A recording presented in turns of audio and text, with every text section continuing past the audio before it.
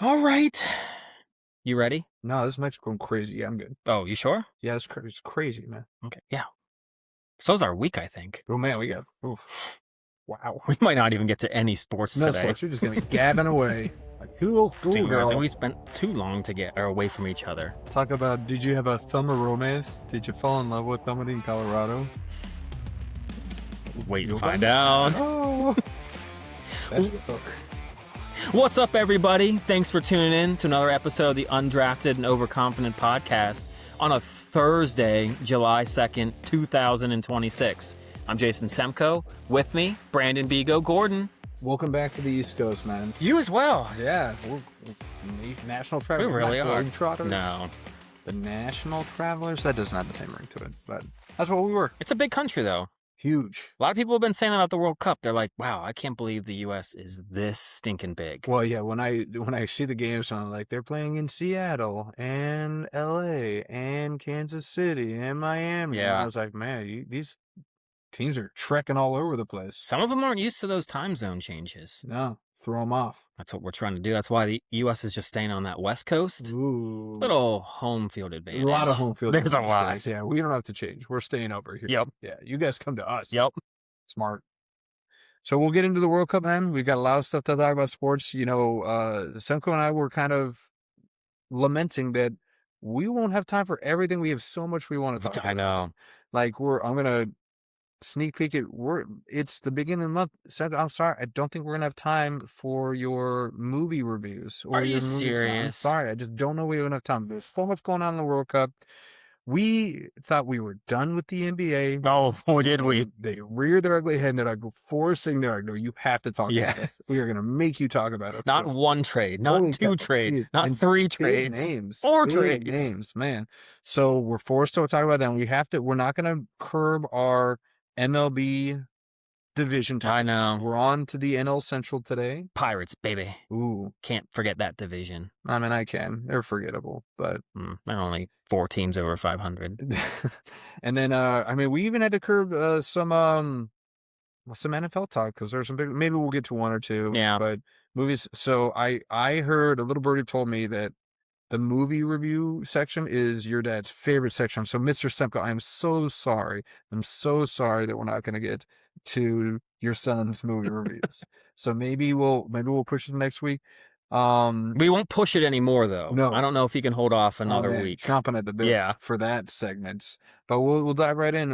I mean, we actually had an exciting, somewhat exciting trip around the States while we were away. That's why we had a big gap. Seriously. So I can kind of lead off. If that's okay. Yeah. So as you know, I'm freshly back from the West Coast, West Side. Okay. I can't pull that You're off. so gangster. I can't pull that off. We were in West Side, San Diego, California, the real hood over there. But went out there for my wife's birthday, and the kids got to do the whole West Coast vibes. Like I said, for us, it was a blink of an eye because I landed. Yeah. First off, the trip went great. Did it really? Early flight, my kids were rock stars. That's Total awesome. rock stars. No complaining. Of course, I did the cheat code and I just watched the tablets the whole time. Look. You're on survival mode. Yeah. For that early and that long of a flight, I had a 2-hour and then a 4-hour. I think you got to do what you got to do. Do what you got to do. So it's like I give them some time to read and draw and use magnets and stuff like that. But for the most part, I was like, yeah, just go to town, kiddos. So they watched a bunch of Disney stuff, a bunch of Bluey, and the hardest part of the trip was the layover in Houston. Okay. So I had a game plan going in because we had a huge layover. We had like a 2.5 hours. Yeah, you did that on 3 purpose. hours later, right? And I was like, I'll just go. I have a United Mileage Plus credit card. And one of the benefits of the card is that every year they give you 2 one-time passes to the United Club in the airport. So I was like, okay, like more space. I've been to lift clubs before. They're nice. Food. Yeah. More elbow room, comfortable seats, private bathroom. So I was like, I'll buy one more. Okay. So because that's the other thing. Those clubs, I don't care how young your kids are. I have like a 4-year-old. They're like, no. That's full ride. You got to pay. So I bought one more. Okay. I'll eat that. I was like, I'll just use them when I get there. We get to Houston, and there's like 3 clubs within walking distance. Dude, everyone had a sign up that said, sorry for the inconvenience, but we at this time are not currently accepting one-time passes. Are you serious? And I'm like, what are you talking about? What's the point of me having these things Yeah. if I can't use them? The worst was with the first one I went to, apparently there's like an internal group chat for these clubs, and they're like, well, it looks like this, they haven't posted that they're not accepting one-time passes, so you can. So I walk 20 minutes in another direction just to find out that they are also closed to the one-time passes. Wonderful. And you think that TSA has like no bedside manner? These freaking club presenter people, they have no bedside manner. Really? I have 2 kids in their PJs, obviously exhausted. Yeah. And she's like, nope, I don't care. And I was like, I took everything from me not to just lose my ass right in front of them. So I start walking back, and this is the silver lining of the story. So I was on the walking back. The original club that I had gone to was on the way to the gate, and I was like, I guess we're just doing gate stuff. We're just gonna hang out. Walked to the gate, and the sign was down. And I get in, I get the kids in, we get into the club, and then immediately after we get in the club, sign goes back up. Nice. So we just squeaked in. Yeah, you did. We got a last table. We got to chill, food. It's not great, but it's food. You're just more kind of by yourself and out of the riffraff. I was in, like, there's no, it's not, I don't care if it's 10 a.m. or 5 p.m. or 10 p.m. When you're at the airport, there is no time. It's there. So I had a beer. Like 10 a.m. Okay. And I was like, I earned this. Yeah. I was like, it's airport time. That doesn't count. I'm not a degenerate. I'm not an alcoholic for having a beer. It's like when you're at Vegas, gambling. It's like, the time is a very loose medium when you're at the airport. So I had a beer, and the kids were fine. We made it there, and then we did the whole, like I said, quick trip. Zoo one day, saw the pandas. I'm so jealous. That San Diego Zoo is the best. I'll send you a video. We actually saw the panda, and they were chomping on some bamboo when we saw it. I was like, oh, cute. Have you been to the National Zoo in D.C. with the pandas? Never saw the pandas. I think we went when I was super young when they didn't even have them, or we didn't go buy it. I don't know.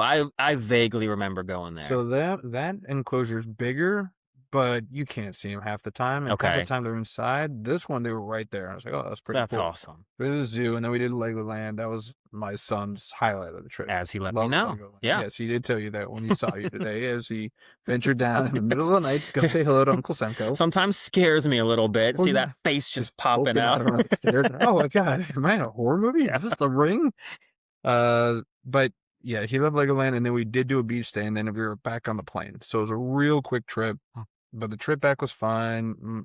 Most important, my wife was she always uses the analogy, my cup is full. My cup is full. Yeah. Very happy. So all in all, it's a pretty good trip. I got no complaints. Nice. I'm used to air travel by now, so it doesn't really faze me with flights or anything like that. So yeah, it was good. Can't complain. That's good. I'm glad. Of course, it came up BGo in the end. Things just work out in my favor a lot of the time. Well, sometimes I think you've earned it, deserved it, but not nearly. And strife, like he's been through enough. Not nearly as much as you do get away with, but I think I definitely get. I get the benefit a lot of the times, but I'm not complaining, man. But trip was good. Weather was good.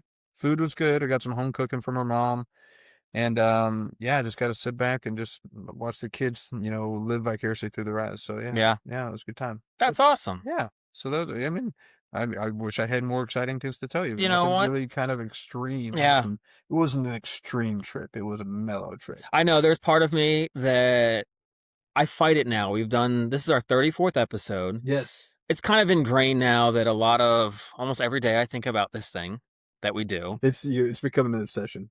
A little bit. But it's just, sometimes you're kind of like, you want content. You want to be as entertaining.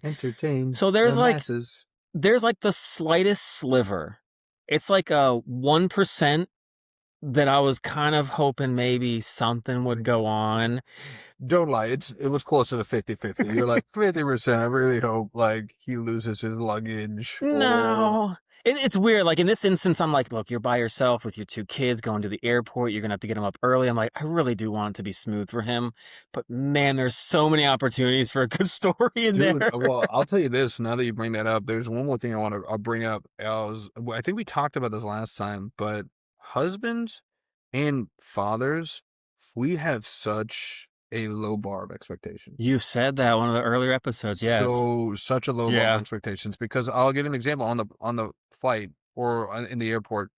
Now, granted, I looked like a freaking Sherpa because I had my backpack with pretty much my laptop and like their monitors and everything on my back, and then I had one of their car seats slinged over like a bag. Okay. And then I had the other car seat strapped to my chest. And I had an umbrella stroller, which is like a collapsible stroller from a 4-year-old. And I was holding another carry-on, and I had my son holding on the back of my back pocket of my pants, and I'm like this going in, and it was just like, oh, flowers, just. And then I look over, and it's like I see like 3 moms doing the same thing. They're doing it, and nobody. And I get to the gate, and one of the people that was checking that, they're like, "Bless you for like, what a good dad, And I was like, we have such a low bar because moms do this all the time, and I'm like, I'm a saint. I'm an absolute saint. Now, was I reveling in it? Absolutely. No. No, but I try. It's like, your wife's so lucky. I know. I mean, I'm kind of fantastic. That's what you didn't need. That's what I didn't want you to have happen. That's what I say. Everything just comes up BGo. There it is. I'm just I'm a saint. I'm chivalrous. I'm so. You're not that good. You're not that great. But man, do I make it look that good? Yes, I do. No, but yeah. So that was the other thing that I took from it. Everybody was just like taken aback. It's like, a father's doing this. There was one on our very last flight home from Chicago. There was like a dad with his 2 daughters. Yeah. And it definitely was like, I sat there and was kind of like, I wonder how this is going to go. Like, are they going to misbehave? What's it going to do? They were perfectly fine, but I didn't think of that of any other situation. And then it was funny, as they were boarding, you saw like the wife and like a little son come like running up. I was like, oh, they must have been away. I was like, man, that guy. Yeah, I was kind of like, that guy's a saint. Look what he did. I was like, even I fall for it. Yeah, see? Yeah, so you're just not used to seeing it. You just don't know. See it, so you're just like, oh my goodness, it's a single father out in the wild, like doing things that moms do every single day. I know. So I told my wife, gosh, she got a kick out of it. She's like, oh yeah, it must be nice. It's just par for the course for us, but for you're dad of the year. Yeah. I was like, I am dad of the year. You are. No, I'm not. So don't feed into it. My head's already big enough as is. And even that's me saying it. But enough about me. Enough about you. Dad of the year. How about you? How was the trip? How was Colorado? It was good. Colorado, it worked out really well because we actually wanted to extend our trip. We didn't do it, but we were thinking of going to both Vail and Breckenridge, the popular ski resorts. Vail, yes. I know. It's so snooty. Oh my gosh. But we did end up going because it's one of those, we had to get out of a hotel, couldn't check into an Airbnb. Okay. So you had like 6 to 7 hour gap. So it worked out. We spent like a half day in Vail one time and half day in like Breckenridge. But man, first of all, I'll get to like the wedding itself. It was beautiful out there in like Leadville, Colorado. Had like the mountains in the backdrop. Unfortunately, it'd been really dry, so the wildflowers weren't really bloomed around us like they were supposed to be. Okay. There were wildfires. Oh, yeah. So, like, literally, we were getting ash on us a little bit. Like, it was far away, but it travels. It would be like you would look up and you couldn't see any of the mountains. And then you'd go away for like 20 minutes and come back and like you could see most of it. It's like the wind was just kind of taking the wildfire. But man, I was going to say, my parents, I'd never been to Leadville. Yeah. My mom especially, the way that she talked about this place. Oh, so your mom's been there before? Yeah, a few times. Okay. Quite a few times, actually. You would have thought it was like these random little shanty shacks up on a mountain.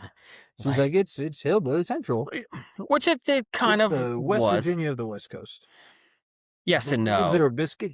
Is there a biscuit in Leadville? You could see some townies. You definitely could tell who were townies and who weren't. But no, it was just like anytime we're both in Virginia, anytime you travel southwest to some of those just little towns, that's all it was, except it was at like 11,000 feet above. The elevation was just through the roof. That is no joke. Yeah, you felt it? My whole body felt it. Really? My getting short-winded, like just walking upstairs, like getting out of breath. Jeez. We took like a little hike up in Vail, took like a gondola, and then did like a mile hike across like a mountain. And like it took about a half mile to finally get like acclimated. My nose, everyone's nose was drying up, lips were drying up. That altitude is no joke. Okay. It was not fun by the end of being in Leadville. You're like, are we done? Yeah. Get married already. I know. But no, it was a wonderful time. Great to see family. I wish I kind of had some crazier stories as well. It was nice to hear that, like, my sister, some of her friends, listen on and off to the podcast. Thank you for your support, you Coloradans. Yeah. Colorado. One's from California. Okay. Monterey. Actually, is a marine biologist. Oh. Followed in George Costanza's footsteps. Did you ever get a golf club lodged out of a blowhole? Talk to me when you do. I know. That's some real stuff. That's cool. Marine biology. Yeah. That's what everybody, it's like one of those jobs everybody wants when they're a kid, right? That's exactly what she said, too. She said it was because of some documentary that was popular back then. I forget who it was by. Was it Free Willy? Did you break it to her that's not a doc? Yeah, it's a free documentary. It was Anaconda, actually. Anaconda. The song or the movie? I think the movie and then the song really, really made it. Okay. We're doing this. Well, give her, like, you never know what's going to, like, trigger you. And more power to this young woman. Give her a shout out, or should I just don't use the real names? Like, what are we doing here? No, you can. Her name's Jackie. Jackie. She's known my sister since high school. All right, Jackie. Played soccer together. Wacky Jackie. Wacky Jackie. Jackie, way to go. Way to, quell all those noises of get a real job. Yeah. Like, you probably had the marine biologist locked in your nog since you were 6 or 7. Yep. Stuck to it. I am jealous of that. Well done. You had a path. I did not. I didn't know what I wanted. I mean, you know what you wanted to do. I wanted to be a professional sports, anything player, soccer, but yes. Soccer, football. I just wanted to write on my taxes, what's your occupation? Professional athlete. I never had any kind of mantra with that. It was like fireman, then it was professional baseball player. Okay, yeah. Then it was, I don't know. Did you ever want to be an ESPN broadcaster? I don't know. Okay. Not really. Did you? I know you did. Oh, absolutely. You want to be the next Dane Patrick? Or Stuart Scott. Rich Eisen. Yeah. I kind of like Kenny Mayne, too. Kenny Mayne was wacky. That's a wacky dude. He was. Yeah. But he always it was different, so it was always nice to listen to him. I did not ever like Keith Olbermann. I was about to say, you were going to say Keith Olbermann. I did not like Keith Olbermann. Was he pompous? He was. Even at a young age, I could tell he was just trying to, like, be the smartest guy in the room. Yeah, he definitely got that vibe. Yeah. You want to be the smartest guy in the room. Well, that's definitely not us. So that's once you saw they were check. Yep, not going to happen. Yeah, good job. Marine biologist. That's super cool. But we got some listeners on the West Coast. So that was cool. I know. It's nice to hear. Did you get any love for your birthday? No. No love for your birthday? I did not. I got some cards that, some birthday cards that were very nice. A birthday balloon from my sister. Oh, a balloon. But that was it. And I was so happy that was it. Dude, you should have brought the balloon to the ceremony. You just hold your birthday balloon. It's just floating. Was it an outdoor wedding or was it an indoor wedding? It was an outdoor wedding. Okay. And then they had like a nice little, like almost like a yurt, where we had like the reception and then the dancing. It was very outdoorsy. Okay. Was it cold? You said it was cold at night, like 40 degrees. It actually got a little warmer than that. It was maybe in the 50s. Okay. So for this time of year, coming back to Virginia. Oh my God, it's like 100 degrees. Yes. Oh, what is this? I'd almost humidity through the pores. I'm still kind of sweating just from the walk from my car to your door. Like it still lingers in here. Yeah, we are in the heat dome. So I miss Leadville only for that. Yes. But my body just physically from like the lack of oxygen and the dry everything. But then also we ate out like every day. Every body meal is like for lunches and dinners. Yes. So you're on the toilet 24/7 right now. It's just not a routine anymore. I'm off schedule. My body's like, you don't we don't eat this stuff but once a month maybe. Yeah. And you did it 7 straight days. Yeah, like I'll say for me, I'm not gonna put my wife on blast, but I'll say for me, same thing. When we went to the West Coast, it was like the home cooking is the only reason I wasn't just constantly running to the bathroom. Because Yeah. we're clean eating right now. I think you're clean eating. Too. Yes. We're doing a lot of clean eating right now. We're not in our 20s. We can't have, Shake Shack and Five Guys every day. Nope. But we went to In-N-Out like 3 times while we were there. Oh God. It wrecked my stomach. Wrecked it. I was like, oh my God, like this is not something I can do anymore. I almost broke down and got McDonald's in the airport. In Chicago was our layover before we came back to Richmond, and it was just, I just needed something to eat. But I was like, I know my stomach and those poor people on the plane are not going to appreciate it. So I just bought some Cheez-Its. Yes. There's a nutritional meal for you. Cheez-Its and Welch's fruit snacks. Did you fly back on Sunday? No, we flew back on Tuesday. Just recently? Yeah. Okay, yeah. Because we flew back from Chicago. Oh, did you? There's a few of them, at least in the terminals we were in. There's a few little pizza places that kind of do Chicago dishes. Oh, okay. That's where we went. But still. Yeah. We didn't have a very long layover. It was like a quick walk to find something. Yeah, was too. Which I was happy about. I was very happy about. But, I do want to say, thanks for bringing that up almost. Because there were people on our flight coming from Denver to Chicago, and we had some issues getting off in Denver. Not a lot, but then in the air, I guess, once we landed in Chicago, we just kind of sat there waiting to get into where we let everyone off. And everyone's kind of like, well, whoever has connections, it's going to be really close. And so people kind of like rushed off the plane. I'm telling you, it's such a scam. The time for when they board to thinking when you take off. Yeah. If I had missed my connecting flight and I looked out and I saw that my plane is just sitting there waiting to be taken off, we sat on the tarmac just in line to take off for like 30 minutes. Dude.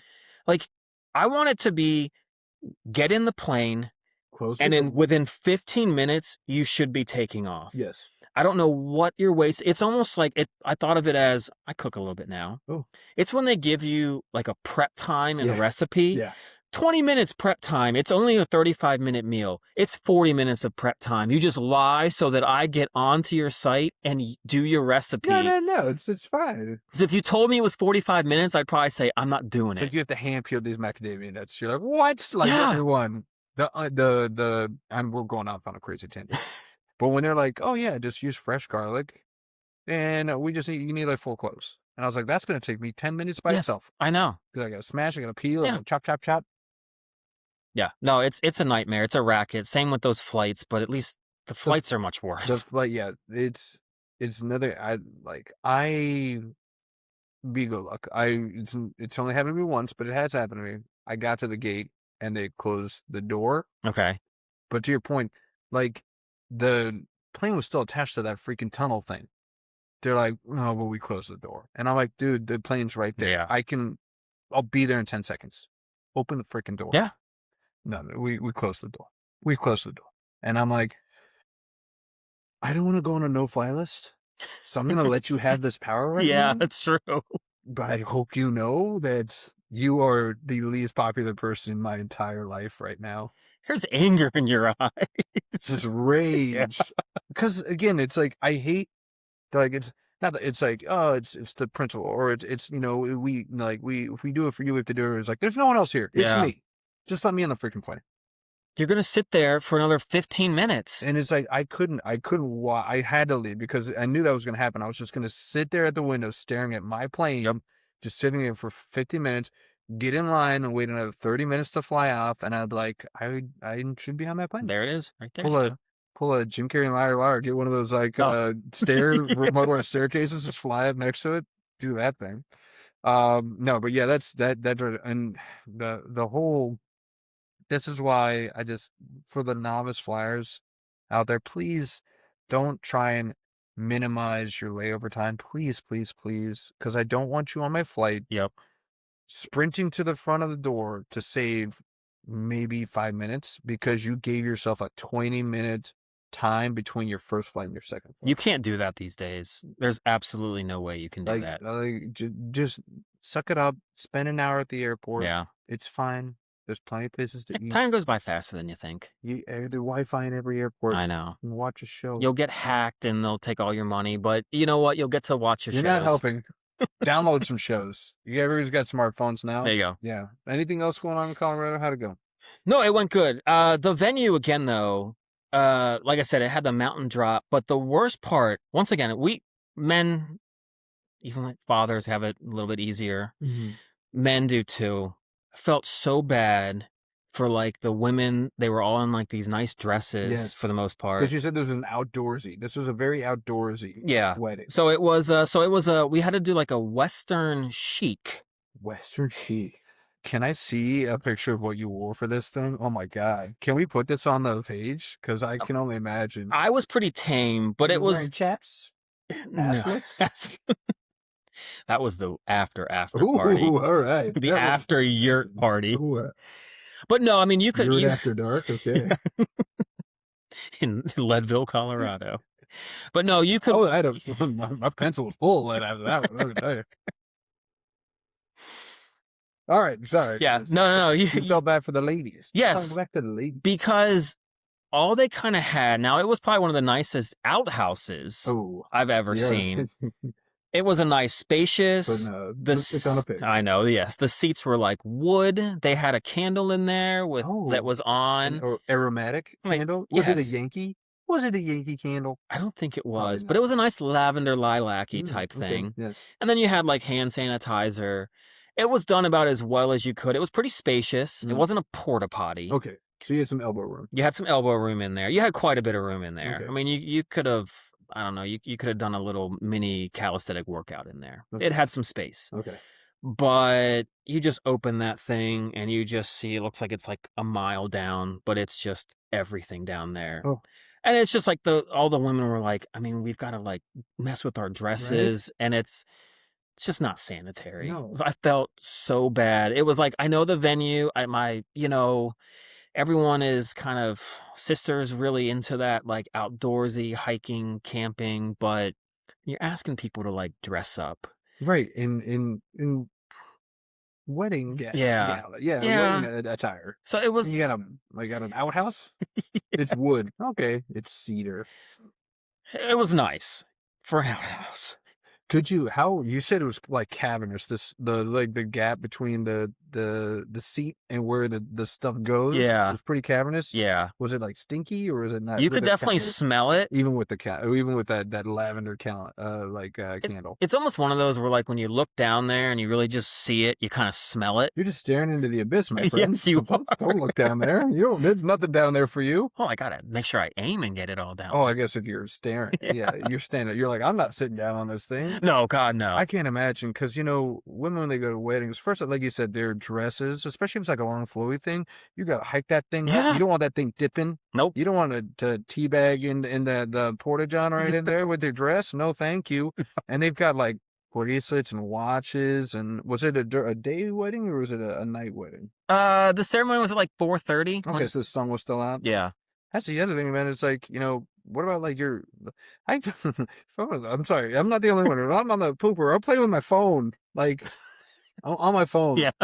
Drop that thing a mile down, that's gone. You trying to like ad drop like guy in your fantasy Sometimes team? I have to. Yeah. So you when the moment comes, you gotta strike while the iron's hot. Yes, you do. But it's like, what are you peeing? It's like you look down into the abyss, you got your sunglasses on your head, they fall right through. Has that ever happened to you? Thank God, no. Well, it happened to this guy. Yeah, it did. I'm so glad you just teed me up. How did you know? You teed me up for my first wild story. So funny that you mentioned the outhouses and whatnot, because there was a guy in Central California at a campground. It was called Camp Edison near Shaver Lake. Never heard of it. Nope. Doesn't matter. Apparently he was trapped inside it's called a vault toilet, which I'll explain what it is. Okay. I don't know if you know what it is. Okay. But he was trapped in a holding tank of a vault toilet because he dropped his sunglasses down there and he went to go grab them. Gross. Now, for those of you that are like, what's a vault toilet? Well, I'm so glad you asked. Educate us. So a vault toilet is a waterless, non-flushing toilet common at campgrounds and remote recreation areas. So non-flushing, you know what that means? That means that stuff down Yep. there, it ain't going anymore. Nope. It is in a, as he put it, it is in a holding tank to hold Yeah. your excrement. Yes. See how I'm getting articulate? Nice. I can't imagine a worse place to be than stuck in a vault toilet holding tank. They're trying to make it sound so nice. They really He are. was just swimming in shit. I'm sorry. Yeah, he was. I mean, I don't care. Those could be the rarest sunglasses known to man. They're gone. They belong to the poop now. I sat there and thought, because you had shared this story, I think like a day before we got up there to the wedding. And so when I looked down in there, when I was at the wedding in that outhouse, and I saw like the gap from the toilet seat to the top of the poop.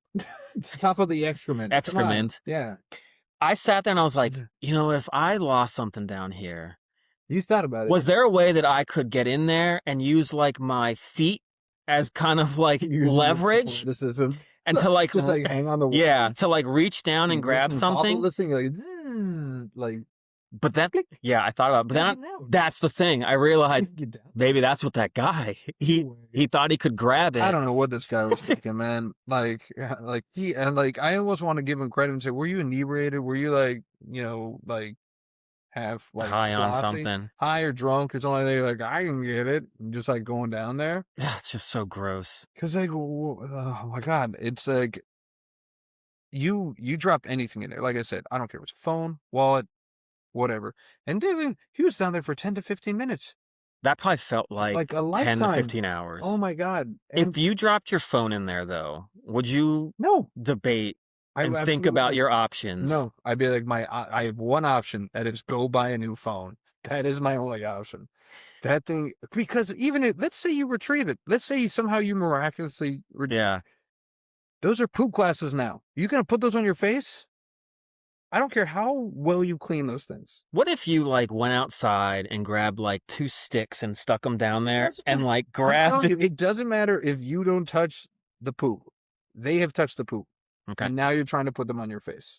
It's like a $600 pair of Ray-Bans. Okay. Again, maybe that's something that I can't comprehend, because I would never buy a $600 pair, especially if you told me that it's the sunglass mafia. Yeah, I know, right? You overpaid. People way overpaid. No, but I don't care. Like I said, like, no. Same thing with my phone. It's like in the back of my head, it's like, this phone has touched poop. I'd be like, but I gotta then get a new phone. I gotta like log in different. I gotta redo so much stuff. Oh God! What if it's like sitting there and you're not sure if it's on like some toilet paper? You sound like Costanza eating the food out of the trash can in Seinfeld. Why do we keep going back to Seinfeld? Gotta get it in. They're just on top. It's like you ate trash, and like that's what you're doing. You're picking up poop. That's what you're doing. I think it'd be worth a shot trying to get it out and just to see what the damage is. No. Okay. No. It's going to get in all the nooks and all the crannies, and you're never going to get. And again, it's like my mind would never be able to. It's I can't believe I'm doing another Seinfeld reference. But when the freaking the toothbrush gets knocked. Oh, that's right. Yeah. Can't get it out of his head. That would be me. That would be Jerry. See, I think personally, I hate having to redo everything on like a phone and all the hassle that stuff is. I'd really try to make it work first. Like if I could salvage it, like if there was maybe like the tiniest little piece of excrement on there, I think I'd see if I could mentally get through it after I like washed it off, got rid of the whole case on it, got a new one. You would go through all that instead of just getting a new phone. I know phones are expensive, but I mean, I don't know. Like, what's worth your sanity? If my pictures are on there? Yeah, it's all in the cloud. They can all transfer over. No, that's true. And we're not even let's get back to the point. This wasn't a phone. These are sunglasses. Okay. These are sunglasses. Like material things. Just let him go, that's man. True. Just let him go. Worst part is that this guy only spoke Spanish. So part of the reason they were waiting so long is that they had to get trains. Oh my God. So after they find the guy, he's like, por favor, por favor. Necesita ayuda. It's like, oh, I don't speak Spanish. So is that Rafael Nadal in there? You're gonna have to wait while we get a translator. It's like, what do you need to translate? He's saying, get me Yes. out of here. Yes. So why do you need a translator? What do you think he needs help with? What else would somebody be asking for help in It's there like, for? I left my phone up there. Can you throw that down? Like, this is my home now. I'm never coming out of here. What do you need a translator for? Oh, man. It's like, where's your family? I don't care. I don't want my family to know. No, I know. They don't need to know. And then they, of course, hose them down. But there's no amount of hosing that's ever going to get that off. It's worse than getting sprayed by skunk. Yeah. That's like, what's the, I know I've seen the Shawshank Redemption. Yeah. I don't, I mean, Going through the yeah. stuff. I mean, you got to do what you got to do, but. Well, that's the only time that I could see myself is we're going to a lot of poop talk. You heard about the whole like people just going into the sewers in New York, right? Did you hear about I this? think vaguely. Like for fun. Like, yeah, it's like this guy was at least looking for sunglasses. Yeah. If you're going in there willingly, and the New York sewers has got to be no offense, New York, gotta be the grossest sewers. They have to be. They got like rats the size of like cats. Rats living there. Rats. Yeah. Yeah. So hey, the good news is that he got out of there without any physical injuries. The psychological scars are probably just nightmares for years. Yeah, forever. For the rest of his life. And I wonder if he told his family or he just came back after the trip and just come like sopping wetter and like new clothes. Like, where have you been? I would never tell my family. No. They would never look at you the same. No, they couldn't. And of course they'd probably tell everybody that they know. So then you would just be known as like the poop guy. Poop guy. Yeah. Or the really loves his sunglasses guy. Yeah. Let's just spin it that way. I'm the guy that really loves his sunglasses. I did it, and like I'm gonna get off it really quickly, but I just also can't. That's a small hole. How do you get your whole body? That must have been a small gap. Must have been in shape. Must have been in shape. Oh yeah, it's thin. Must have been like a runner. Thin guy. Thin. I mean, I don't know, shape, thin guy. He's got no muscle mass. Can't climb out of that bad boy. But yeah, he was a thin guy.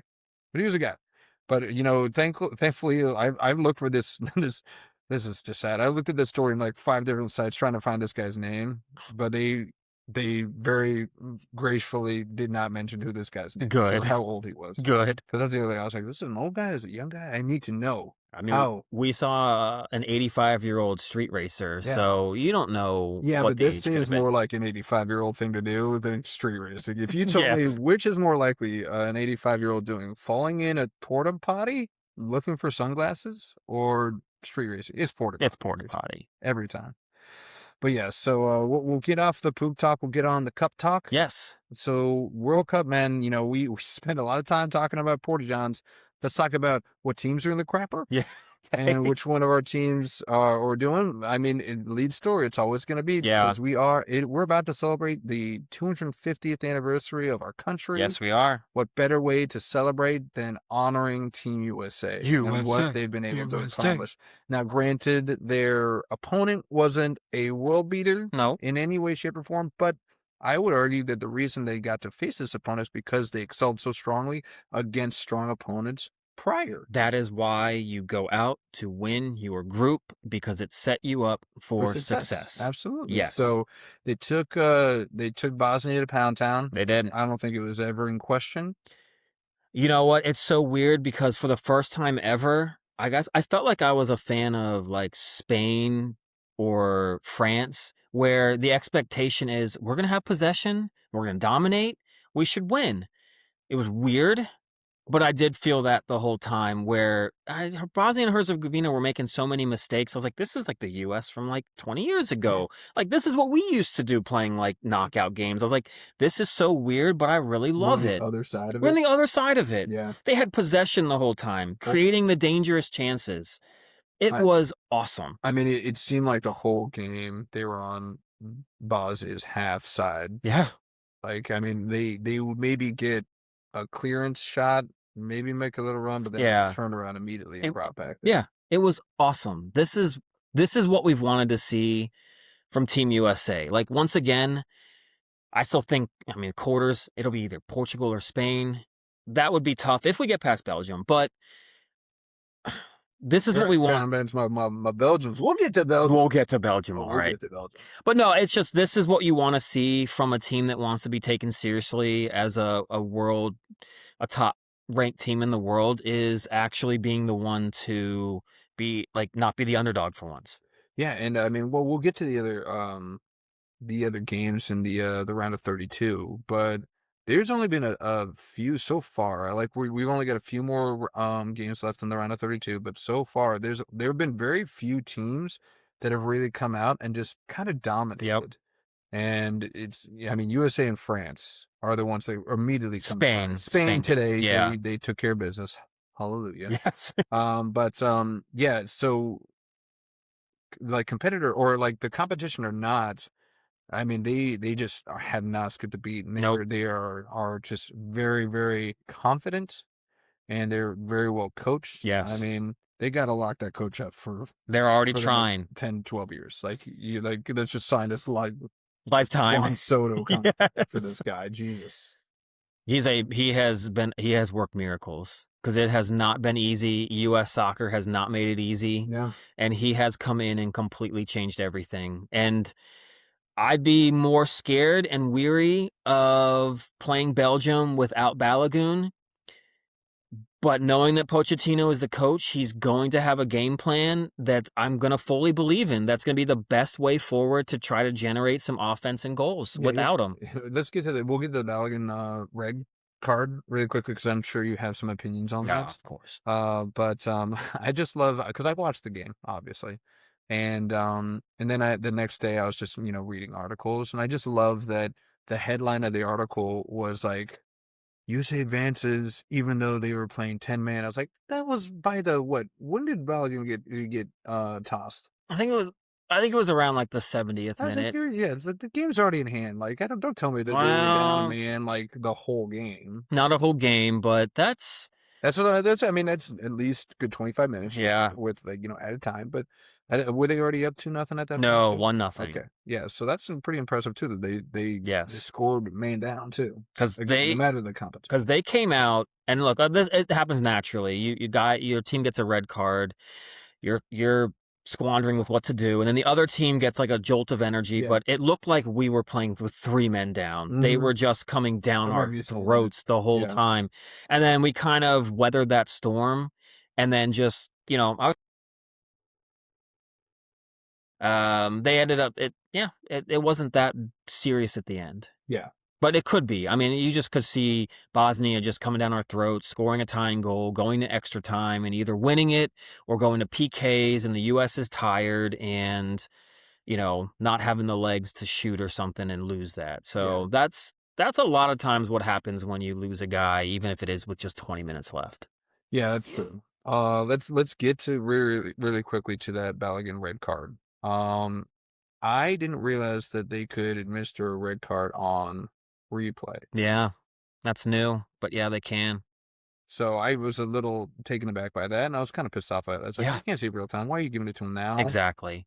So how'd you feel about that?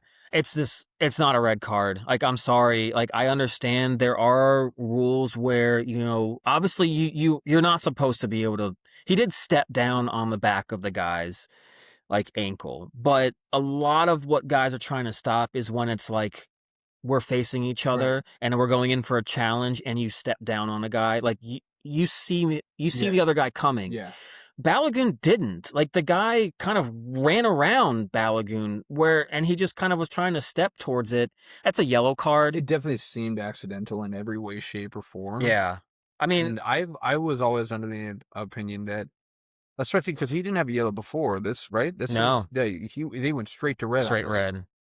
And the only times, and again, I'm a novice, I'm a rook when it comes to compared to you, but every instance that I've seen red cards happen, it seemed egregious and blatant and purposeful. Yes. This was none of those things. That's what they missed, was the purposeful part. Yeah. Once again, that is something though that they are trying to stop, is that kind of coming down on somebody, kind of leading with your cleats. But it's definitely it's got to be purposeful. The yellow card, definitely. And it sucked that the guy's ankle like went one way. It looked worse. I wish he just maybe like stepped on his toe or something. Yeah. But yeah, it's accidental. There's no way you could aim your foot because he wasn't even looking the whole time. Like I said, the defender, especially that defender had been on his back the whole game, kicking behind him, and he actually tries to run around to get the ball. No, that was awful. That was terrible. I can't believe that happened to one of our three best players. And again, the impact that it has, right? Because a red card automatically gets you, for those of you that are still novices like me, gives you an automatic 1-game suspension. So he is done in the round of 16. Done. We don't get our leading score in the next round against a competitive team. Yes, right? Absolutely. Because if you got more for USA, or are we going to go? We can go on. So because the competitive team that they're facing looked dead in the water. Did. Belgium was facing Senegal, which is a very good team. Yes. Right. They're very, very good. Down 2-0 at the 85th minute. 85th minute, they are down 2-0. This thing looks done. Yeah. And they scored 2 goals in the span of 3 minutes. It's nuts. Romelu Lukaku, man. The guy can't play a full 90 minutes. But hey, and this is what Ronaldo needs to be, man. Just pull Lukaku and just be a super sub, come in with fresh legs and knows how to finish. And that's what he did. Gave him the spark. So that's so Team USA is going to have to get up by at least a goal when Lukaku comes in. Yeah. He's going to be a problem. He always is.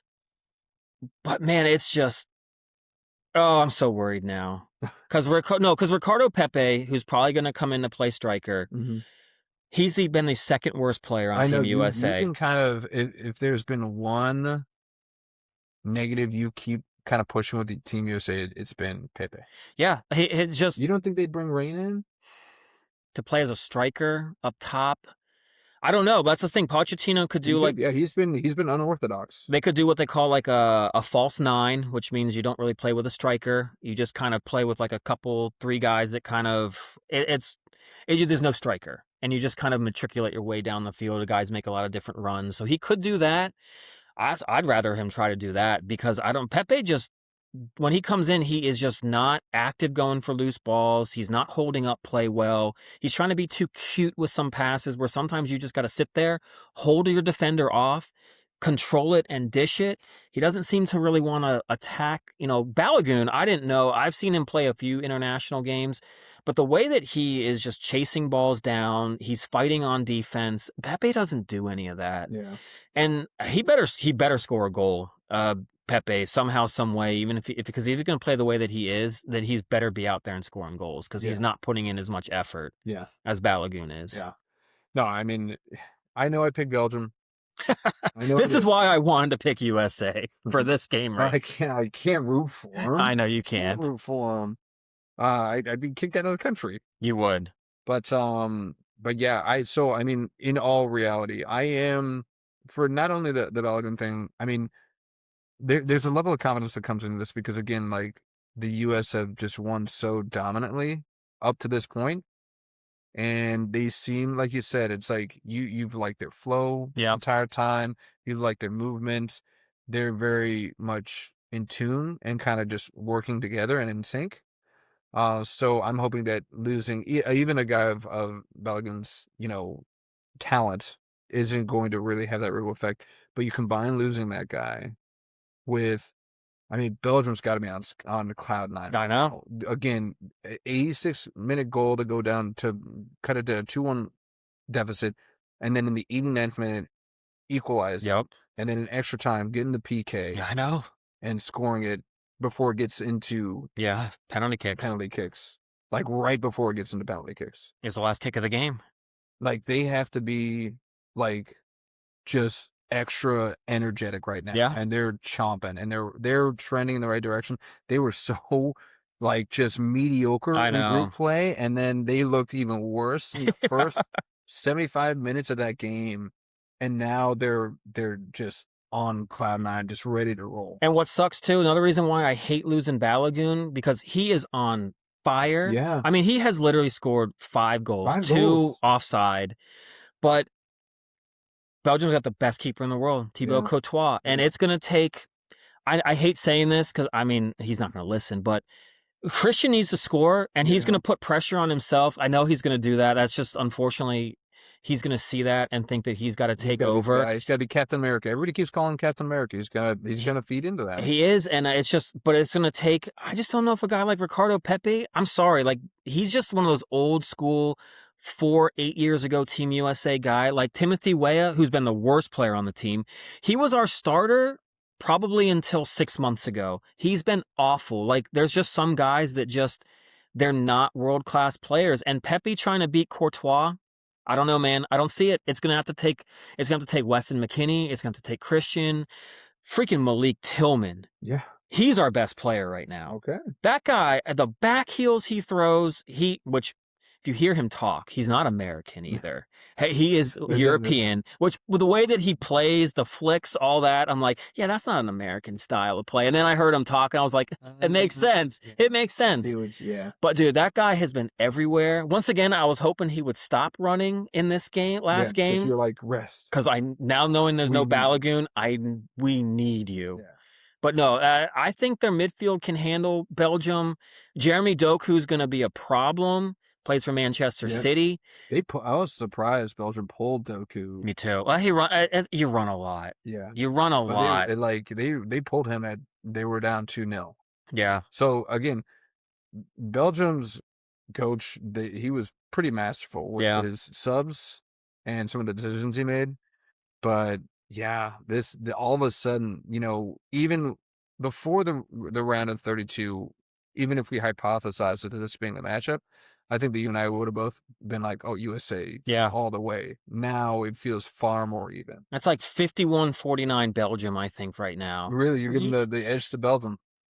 And I'm telling you, man, when you're a team and you know that there's a striker on the other side that is dangerous, that is causing fits, you change a lot of things. Yeah. When you don't feel like you got to be as defensive. Yeah. So it's, mentally, I think that's the only reason why it turns is because Belgium now has a little bit more confidence going into it now. They do.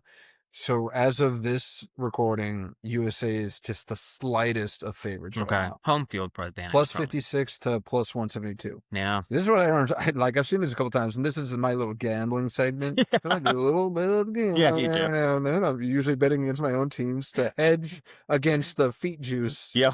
It's like, if I'm going to drink some feet juice, I'm going to win some money at least while I'm doing it. But how can both be plus odds, plus 156, plus 172? Somebody's got to be a favorite. Somebody's got to be a negative number. No, apparently not. But I guess that's because they're saying that it could go a draw into PKs. Yeah. So like it's not an outright winner, that type of thing. But still. So yeah, it's going to be a tie race. I mean, that's going to be must watch. Are you calling out I guess, are you calling out of work on Monday? It said Monday at 8. Are you going to be calling out of work on that day? 8 p.m., right? 8 p.m. I don't close. Oh, good for you. Yeah. All right. Neither do I. So. Oh, thank God. You going to come over here and watch it? I probably would call out. You have to. I mean, it's we haven't seen them come into the round of 16 since when? When was the last time? It was the 2002 when we beat Mexico. Yeah. So, I mean, we're getting close to uncharted territory right now. Yeah. And to your point, like, not looking too far ahead, get past Belgium, then the challenge gets only that greater because it'll be Spain or Portugal. Yes. We've already established that. Yeah. Because Portugal's just won on some really edgy thing. And this will be a nice segue because I had mentioned that USA, France, Spain took care of business. But holy cow, have there been some exciting matches in this round of 32. Gotta love it. Last minute, extra time, PKs, have it all. You put it in the chat, you're like, World Cup has home for everybody. I should have put that on the soundboard, but I didn't get to it. But yeah, I mean, you look at some of these games, it's been absolutely incredible. The Norway Ivory Coast game, 2-1. Holland got the late match winner right there. Netherlands Morocco, your Netherlands team. I'm so mad. I wanted to pick Morocco too. They deserve to win. That's a good team. That's a good team. And those PKs were just edgier. Oh my God, it was awesome. I was like, just get in the net. I could kick it in the net. It's like, make the goal. When I see PKs, and I understand that you're really trying to get the edge and make it almost impossible to defend. Yeah. But get it in the net. I don't understand how you guys are world class. I understand that you're trying to like make it as impossible, but I would make the goalie beat me. I don't understand how Yeah. you're risking it going all the way out there or that high in the upper 90 Well, limit. I'll say this. So a lot of these guys that have taken these penalty kicks don't normally take penalty Okay. kicks. There is definitely look when you see like On the pressure, I mean, when you see the Ronaldos, Messis, Harry Kanes, when they almost make it look automatic, they're just stinking good. Yeah. And yeah, the pressure gets to them. But look, to be honest, if you tell the goalie that I'm going to go to the left, unless you drill that thing like inside the post, like almost in the side netting, he's going to get it. Like you have to hit a good shot. So it's one of those where you're trying to fake the goalie out, get him to go to one side, and you're trying to wait for him to move. And if he really doesn't move and you're ready to shoot, it throws you off. And so even some of those goals where the goalie went the other way, the one guy's like looking at the keeper, not even looking at it. Because, like I said, if he doesn't move, like if he guesses the right way, man, you better hit it right because it's going to be saved. Those guys are that stinking good. So that's why I just say, like, when you see some of these guys that score and the goalie's always going a different direction, they're just really good. So then here's me playing devil's advocate. If that's the case, then why even try and fake the goalie out and just like focus so hard on, okay, I know I have to hit it at this point. That's where I'm going to kick it. Yeah, you should. That's what I would do. I would not. And then maybe even psych them out. If you're staring at where you want to kick it, the goalie's going to like, he's staring over there because he's going over here. I love those are the mind games. The mental aspect of the PKs. It's so much fun for me. I love PKs. I hate watching PKs. Because it's just so nerve-wracking? Yes, it absolutely is. It's terrible. I think it's one of the worst ways to end a game, especially in that magnitude. I don't know what else there is to do, but man, because we've all had heartbreak. Even just playing like back up in Northern Virginia when I was playing with Todd, he would hate. Don't use my rule. What do we call him? TODD.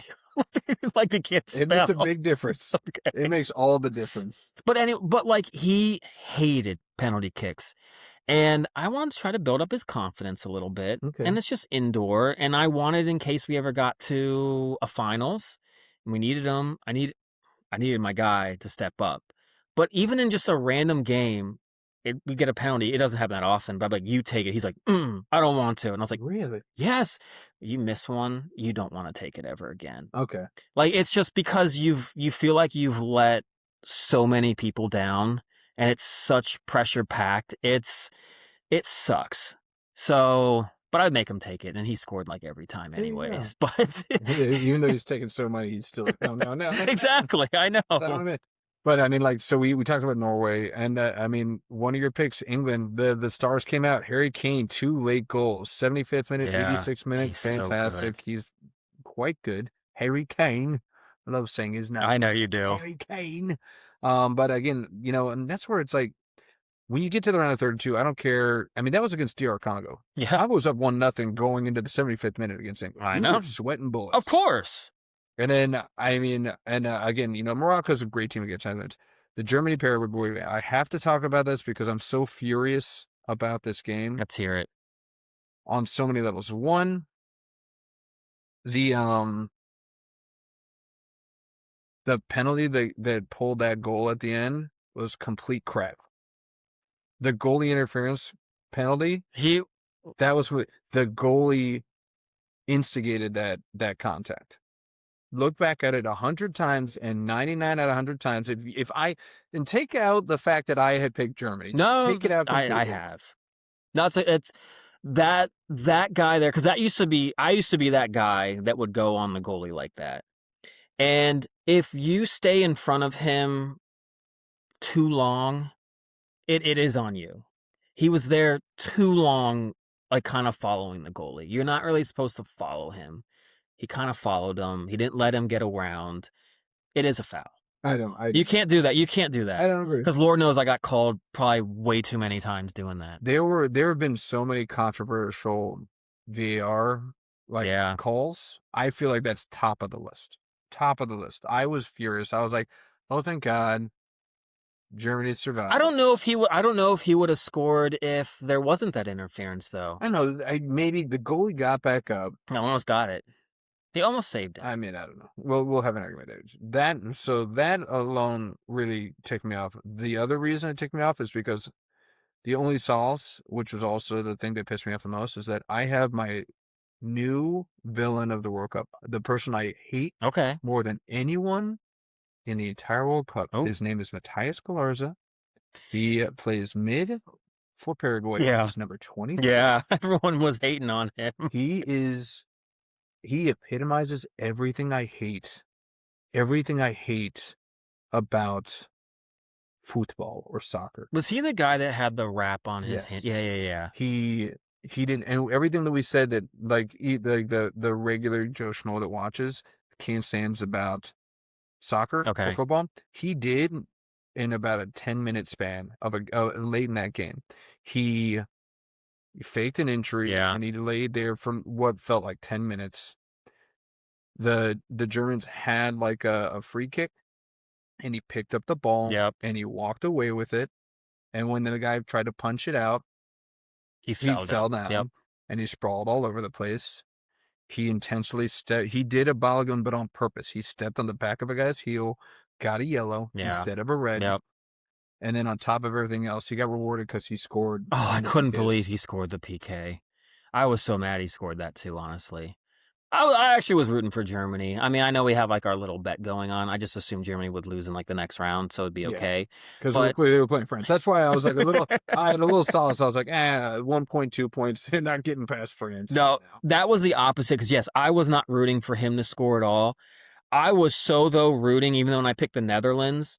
If you watch the Morocco-Netherlands game, in the extra time, I still don't know how the guy missed the goal. Oh, man. But then when he went up to take the penalty kick, I couldn't have been rooting for him anymore. And man, when the goalie like kicked it in, it went like under the goalie and he kicked, I was like, dude, they'll let you back in Morocco now. But if you had missed that. After missing that wide. Yeah. Great play by the Netherlands goalie. I mean, he guessed, right? But the guy had so much goal though. I know. But yeah, I mean, we had two, and they were in the same day. Man, we had both of the PK games were on the same day. That was great. Incredible game.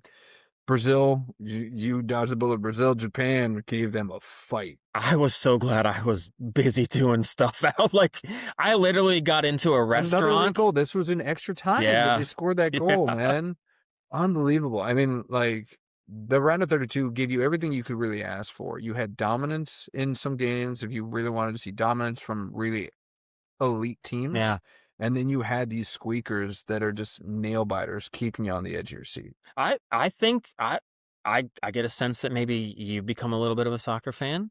Yeah, I'll do it once every summer for every 4 years. Every 4 years, I'll become a soccer head. I feel like a few of our friends have become fans of this World Cup. The chat. I think we should take credit for that. And our features bet. Yeah. Absolutely. It definitely has. I'm getting so many feet memes now. I know. Some GIFs, and they're like, oh my God. Out of the woodwork. GIFs. You call them GIFs or you call them GIFs? I believe it's GIFs. I believe it's GIFs. I believe you could tell me wrong. I think it's GIFs. Okay. I think it's GIFs, but I hear people say GIFs, and I was like, that would be with a J, but okay. Like the peanut butter. Yes. I'll take some peanut butter right now. But what other games have we got? We haven't gone over the Canada game. They won their first ever knockout match. That's Good their for first them. ever win. Good for them. Against South Africa in stoppage time. It couldn't have been against the worst team, though. You said Cape Verde was the team. Now you're saying South Africa is the worst team. South Africa really is the worst team. They're not a good team. They're not a very good team. Good on you for making it to the But good on you, Canada. Yeah, good for you. And good on for you, Canada. Whatever. But Mexico, first, and Mexico, that's the last one we haven't talked about yet. Dude, they haven't let up a goal. They've been kind of forgotten, but they have that huge home field advantage. Huge. The elevation, altitude. Yeah. England is right. England is going to be underdogs, and Thomas Tuchel is right. They don't have time to acclimate to that. England is so lucky that Harry Kane won that game in regulation because they could not have done an extra time and just run those legs more ragged. Like, they're in about the best position they could be to go into Mexico. But dude, those fans, look, they are. I'm not gonna be stereotypical, but they are bad. I mean, they are. Their chants, the homophobic stuff, dude. They have been known to throw urine on people. It's gonna get ugly in that stadium, knowing that this is a chance to go to the quarterfinals against a team like England. And I love the dichotomy of it. It's like, because England's all prim and proper. They're like, teen crumpets. I got the wee on me crumpet. The wee on me crumpet. You having a laugh? Like, what are you doing? It's like, oh, London, you got to get some of those Green Street hooligans. Yeah. Beat up on them Mexican fellows. Yeah, it's going to be rough, man. England, you are in for that's going to be quite a battle. Yeah, and did you see there was a pretty infamous video of like the streets of Mexico City after they won, that it looked like the ground was moving. It was so incredible. Like, it's cool. I know that they, you wish they'd have a little bit more respect. I mean, Mexico City is the Boston fans of Central America. I mean, you love seeing it, like all the passion and fire and energy. But there's a line you don't cross. Yeah, and they cross it very regularly. Every chance they get. They don't even try to tow it. They just jump right across it. No problem. Just Super Mario jump over it. Yeah. But I mean, the celebration was so raucous that 3 people died. Yes. Like, 3 people died in their celebration. That's how you know when you're like, okay, you need to take a step back. I understand that you're excited, as you should be. Yeah. But let's not kill our own citizens in the process of it. Like, trample to death. They're not going to change anything either for all this. No, because they keep winning. Yep. Anything to win. Dude, look, we think we've got it kind of bad in this country. We think we take our sports super serious. Dude, South Korea, they landed in the airport and got cursed out by all their fans. Yeah. Uruguay wasn't allowed to almost come home. No, the country canceled their flights. They canceled the Uruguayan team's flights. They're like, you have to find your own way home. So they did a flight commercial back to Uruguay. How many layovers are you taking to get to Uruguay? That's what I'm saying. Like, sometimes I'm like, I think we take things too seriously here, but I think if Team USA, when they didn't win a gold medal the one year they didn't in the Olympics for basketball, I still think we flew them home. I think if they even didn't make it out of the group, I don't think we all would have been like, well, you can't come home or find your own way home. Like, we would have just first classed them home like we would have. Yeah, but the only thing is that they wouldn't get the fanfare at the airport. No. They probably even still get some diehard fans like, good job, good try. Uruguay, these players are like, I don't think I should go back. Yes. It's like, can I get a green card? I mean, seriously, you do know, remember the 94 World Cup when we beat Colombia? Yeah. Because of the own goal? Yeah. They literally killed the guy. Yeah. They did a 30 for 30 on it. Yeah. It's that serious. That was a good one. That was a good. It was one of my favorites. Yeah. I like the Bo Jackson one. You don't know Bo? You don't know Bo? That was a good one too. And then there was the one with the greatest running back that you never knew. He was the Oklahoma guy. Yeah. Yeah, that was a good one too. Was it Snitzer? Snitzer was the coach? Switzer. Yeah. Snitzer? God, Barry Switzer could not have been. Braves coach. Yeah, Snicker, who got fired last year. But man, Switzer could not have been he had to go on there and be like, if we're going to do this documentary on this guy, I need to make sure I've got the big old chair, all my rings of my national championships sitting up high and just letting everyone know that I'm the king of Oklahoma. In this documentary, or you can't do it, because he couldn't have come across as more pompous and arrogant and everything else about it. Yeah, but back to Mexico. I mean, you pray for England just to get out of there alive. Yeah, win or lose, because if they lose, they're just gonna, I don't know, everybody's gonna try and rip them to shreds just out of pure curiosity. Yeah. Or they're going to win, and then they really have to get bodyguards protection to get out of that country. Or they could just hire this Batman of Lagos. Have you heard about this guy?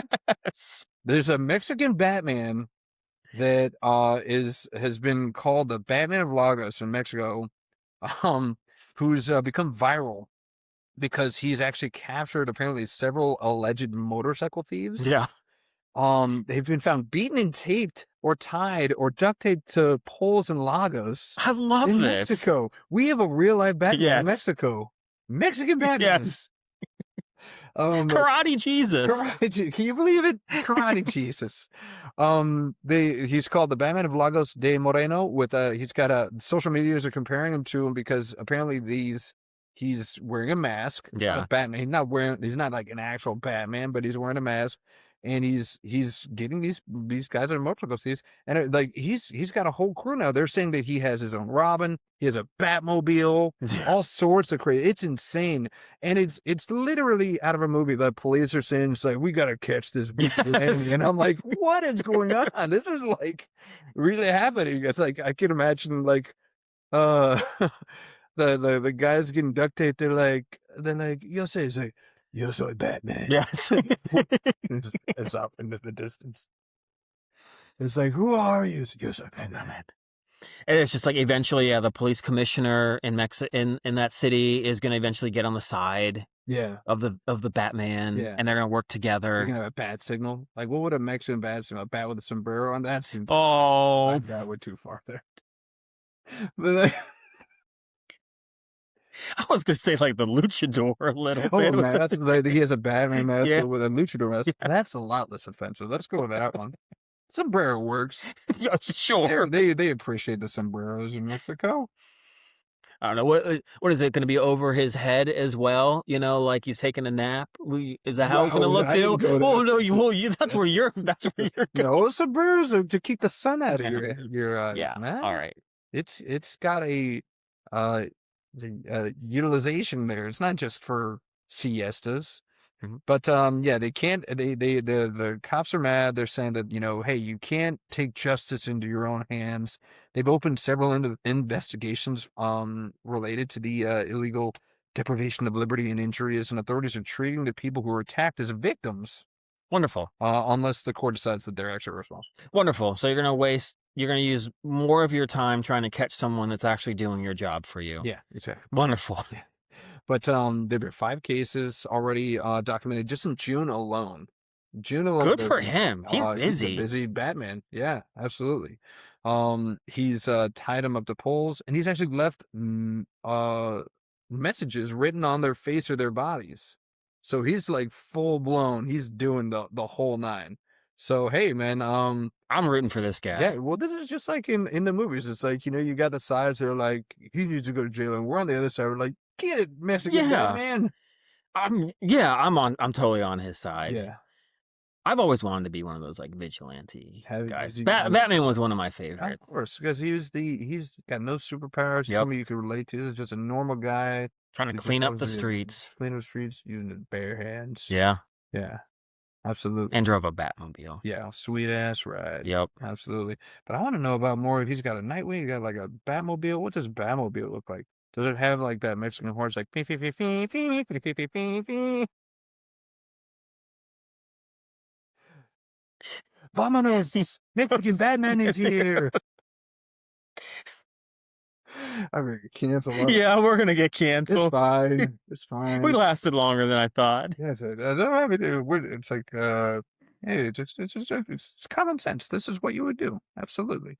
But good on you, Mexican Batman. Is it going to be like not a Batmobile? It's going to be one of those, oh my God. Low riders like that? Or what's the thing? It's not a car. It's not a truck.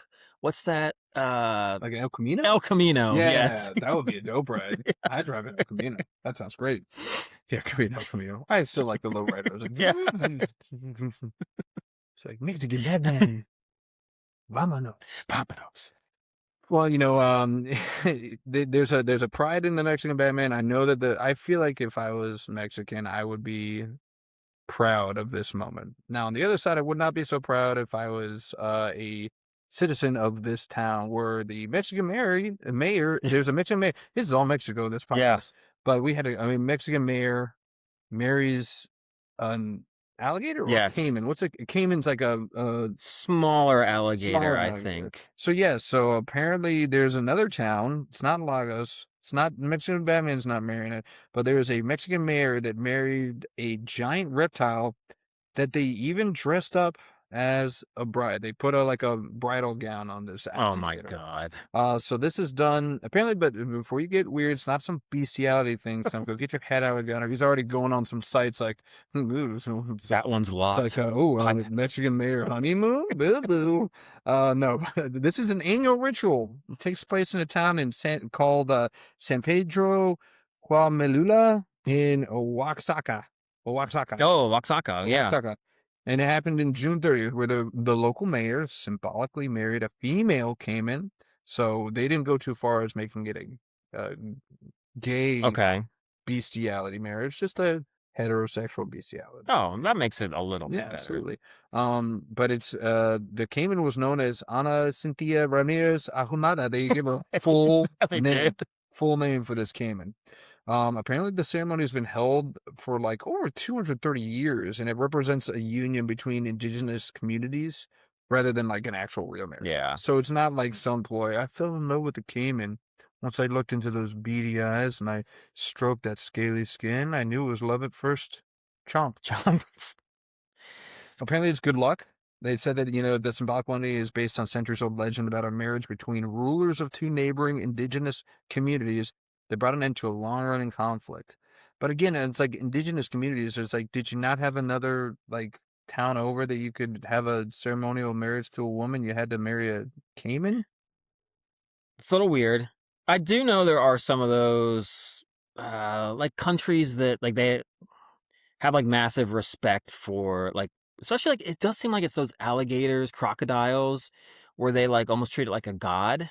Okay. And it's kind of like, you just have massive respect for it, that you just pretend like if it's almost if you do things right and are nice, that they won't come and like attack you. Okay. So this is almost like their way of kind of, hey, we're friends, right? So like, don't come and eat my whole entire tribe in one night. I don't know, man. This looks like a shotgun wedding. This looks like this Caiman was not into it. There's a video Okay. of the mayor smooching this thing, and they have to like tape its mouth shut. This looks like I was forced to do this type thing. At least get a Caiman that's open to it. No means no. No means no. Mexico. Even in Caiman, chomp chomp. But they dressed it up. They put it in a white bridal gown before carrying it through the streets. Okay, they're just crazy. Residents celebrated with music and dancing. And yeah, there's a video of this guy smooching this Caiman. That's gross. But it's one of the oldest traditions, and it's to help ensure a prosperous year through good harvests, successful fishing, and harmony between its people. Okay, so don't judge until you've done it. So until you married a Caiman yourself, man, you don't know. I'm judging. Yeah, I'm not. Look, I don't think I would ever marry an animal. But I'm not I gonna. don't think we consider it and say I'd get a more attractive animal. I wouldn't go through the point of dressing it up. No, No. you're just like, I like it when it's all natural.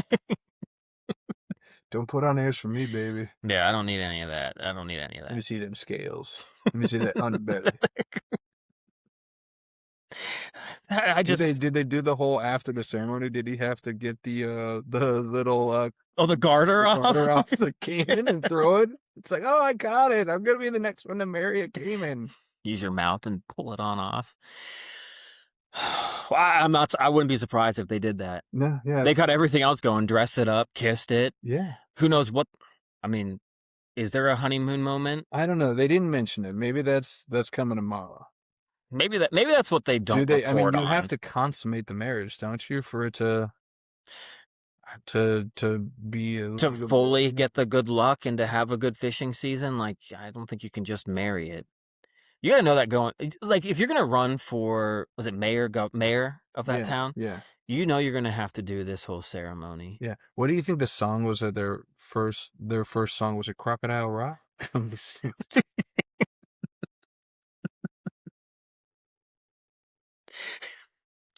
I wish I could think of a better one than that, but I think that takes the cake. Oh man! I was thinking of more like a Celine Dion song, you know. All romantic. I was thinking like the Humpty Dance.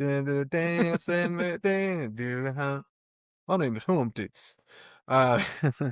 Well, let's get off the Caimans, and let's get off the Mexican Batmans, and let's go to the Robins, because one of the Robins in the NBA, Jaylen Brown to Jason Tatum's Yep. Batman, is no longer okay being in the shadows, man. So he wants to be Batman on his own team. There was a lot of talk about that. We're gonna do a whole segment because, man, this last week and a half, Yeah. we've seen some really big names on the move through trades or free agency signings and whatnot in the NBA. So, I mean, where do you want to start on this? You want to start with Jaylen Brown, since I kind of did that incredible segue there? Yeah, might as well. Keep it rolling. So Jaylen Brown officially no longer with the Celtics, man. Even though, I'm sorry, he carried that team when Yeah. Jordan was out, and I really feel like they did him kind of dirty. Traded him away for, I'm sorry, what, playoff Paul? Yeah. That's what they traded him for, Paul George? Yes. For the 76ers? I think that 76ers made out like bandits in this trade. Me I too. mean, they got granted, it wasn't a 1-for-1. The Celtics got back a bunch of picks as well, a couple first rounders, I believe. Yeah.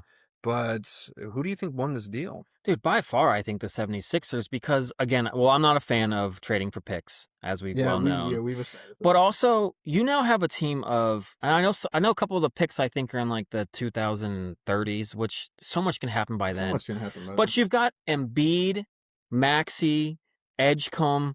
It's a team that seems like if you're going to get their first round picks, you're not going to be in the lottery. No. So I can't help but think that I also heard that Jaylen Brown had just kind of worn out his welcome in Boston. A lot of people just say that he's getting hard to work with.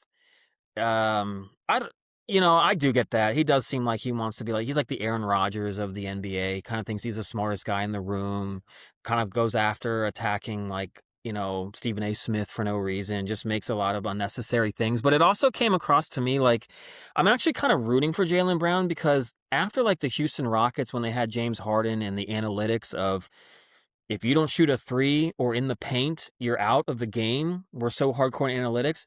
Everyone sits there and says that Jaylen Brown really analytically wasn't even as good as Peyton Pritchard or Derek White on that team. I'm sorry, man. The guy averages almost 29 points a game, 7 assists, 5 rebounds. I also equate it to, I think he's like Klay Thompson on the Warriors. I don't think you understand that Klay Thompson also guarded the best guy on the other team. Also, he's there to hit these timely threes and to be a great facilitator. You're losing all of that. All of a sudden, too, Jalen Brunson wins an NBA championship at being 6'0". So now you think that Peyton Pritchard is going to do the same thing, filling into a starting spot. It's like an outlier, I think, Jalen Brunson. But okay, Boston, like, you were back up against the wall. You didn't want the guy, and so you got fleeced by the 76ers. Yeah, I mean, it was this, or I mean, and it's crazy because Boston came out and said that the 76ers deal was the best deal, which is kind of crazy to hear that there's nobody else offering something better than Paul George. Again, how old is Paul George? 35. Man? Like, and again, he plays a similar game as Jason Tatum. It's like that was the only thing that before I found out what Jaylen Brown was traded for, I was like, okay, again, Batman, Robin, maybe, Jason Tatum. Like, Celtics had obviously decided this is our guy. Yeah. If there's one guy we're keeping, it's him, and it's not you. It's always been that way. Yeah. It's always been that way. So, maybe they're like, we can't have both of these guys here because they don't complement each other. And I trust the Celtics brass enough to be like, we know what a cohesive team looks like. Yeah. And we just don't see them being cohesive anymore. But then, like, is Jason Tatum and Paul George going to be a cohesive match? That doesn't seem like a good match to me. I think Tatum's going to realize how much Jaylen Brown really did for him and did for that team, that now, Tatum, you're going to have to be a better defender now. You can't just sit there and take threes all day, because Jaylen Brown's the one that slashed in the lane and kicked it out to you to shoot all your three-pointers you wanted to shoot. I think you're going to miss him.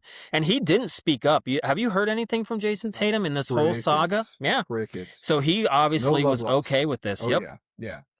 So, yeah, I think that we're both on the side. We don't agree on much, but I think we're both on the side of that, the Sixers kind of made out on this trade.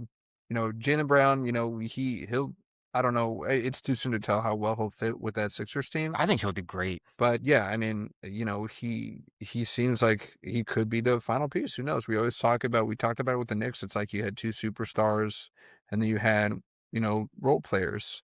And Embiid's still, I guess, their superstar, even though he Yeah. can't stay healthy. Max is the guy. Jalen Brown doesn't have to be the superstar, although that'll be the challenge, right? Does he want to come in there and be the guy? Yeah. And can he work within the system, or is he going to just come in and just kind of bull in a china shop? That's what we'll see. So next up, let's go over to what I thought was the biggest one. It happened right after we finished our podcast. Yes, last time. that's Like, right. holy crap! It was Giannis finally on the move, man. Giannis to the Heat, man. So the Bucks traded Giannis and Bobby Portis. Oh boy, he was just a throwing I know, contract. He had to yes. have been to the Heat, and in return, Milwaukee got Tyler Hero. They got Jaime Jaquez Jr. Yes. Khalil Ware, and then Kasparis Yakusionis. And then they also got a bunch of future first round picks because it's Giannis. Of course. He's 101, just like the alien is in San Antonio in Wembley. So I mean, this was a huge trade, man. Gigantic. The impact that it will have not only on the Heat but the East in itself. They have to right away become one of the top 3 favorites to run it all the way to the finals next year. I actually disagree. Really? Okay. They got Bam, Adebayo, and Giannis. Who else do they have?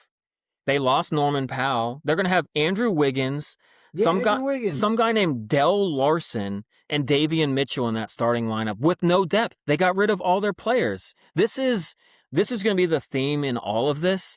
These teams that got one player, we just talked about this at the end of the playoffs. Depth. You're getting one player and getting rid of everybody else. Yeah. So, okay. Hey, they got Bobby Portis, too. I almost said it with a straight. Yeah, you did. They got no bench now. They're paying so much for, like, Giannis's contract. I don't know, man. I actually don't know if that team is going to be able to compete. The only reason I do is because, again, kind of use the same commentary as the last one. It's like, I think that identifies like we need 2 big stars and then we need role players. We don't need a bunch of guys. And you'll see, and I think I'm leading the witness because we're Jimbo shout out doing a little legally is leading the witness. Nice. But I'm probably using it completely wrong. He'll let you know. Because in some of these other trades, we're going to run into the same problem, but it's like you don't need 5 guys that are all expecting to be the guy and the guy with the ball in his hand. 2 guys maybe, and they're role players. So, Giannis, I know he's giant, but he can take the ball up the court. He can. Bam can stay down low. They can support each other in that regard, and they can fill in roles. I understand that they gave up everybody on their team to get Giannis.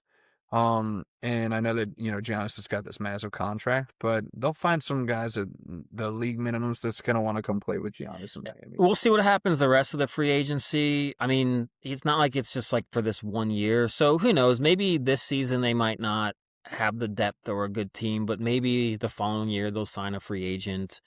Yeah, maybe something will piece together, but yeah, I don't know. Same thing when I saw with like Boston. I'm like, oh, Boston, I don't know if your starting lineup is going to be quite as good as it ever was in these last like 5 years. So we'll see though. Yeah, no, I agree, but I think I'm on the other side of this. Then I think that the Heat kind of won out on this. Do you give the Bucks the edge on this trade? I do. I think. I mean, you got to hope Giannis doesn't get hurt. I know he's been mostly healthy, but I just don't know if that's going to be enough to get them to win. And I think you've kind of forked over a lot of your future for this pairing. I don't look, this is also it's a heavy 3-point shooting league, and you kind of got 2 guys that aren't the greatest at shooting 3-pointers. So I don't know how that's going to go either. Yeah, it is a 3-point league, so I'll give you that. But I don't know. I mean, there's only a handful of guys in the league that can really just be. It's true. Impossible to kind of defend. Do they still is Jimmy still on the Heat? Jimmy Butler? No, he's on the Warriors. And there's going to be a lot to see with what happens with him because he's hurt and, well, I don't want to take over the lead in, but the rumor is that's where the King might be going. What, the Heat? No, the Warriors. All right, King James. Yes, so there's another segue. So we'll get to the actual trades, but since you brought him up, Obviously LeBron has officially said, I'm no longer a Laker. I'm not coming back. Yeah. You guys got my son, so Not with for that. long. Not for long. Yeah, how quickly are they going to drop Bronny? ASAP. Do you think it's going to be before the season starts? We'll really see how much power LeBron James has in this league. Yeah, I'm excited. I'm not excited, but I'm interested. Because if Bronny is still on that team, or if he's not just hanging out in the G League, yeah, we'll see. I'll be interested to see kind of what happens there. But he's a free agent at 42, man. So I know that the buzz and the best odds is him going to Golden State. Yeah.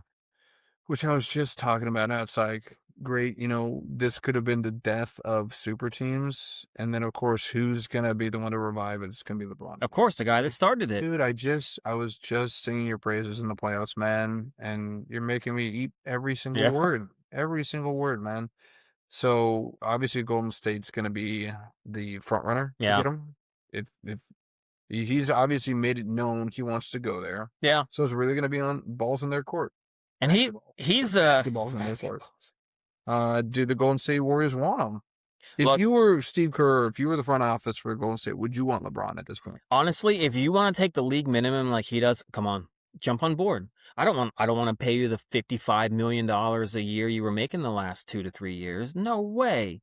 But look, if he wants to take the league minimum, the guy can play regardless. Knows how to play.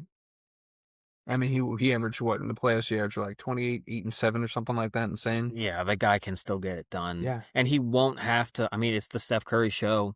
He's not going to have to take over. I mean, and like that on paper is the perfect pairing because we always said the biggest issue we had with LeBron's game for the longest time is that he doesn't want to take the big shot. Well, guess who does? I know. Give it to Steph every time. Yeah.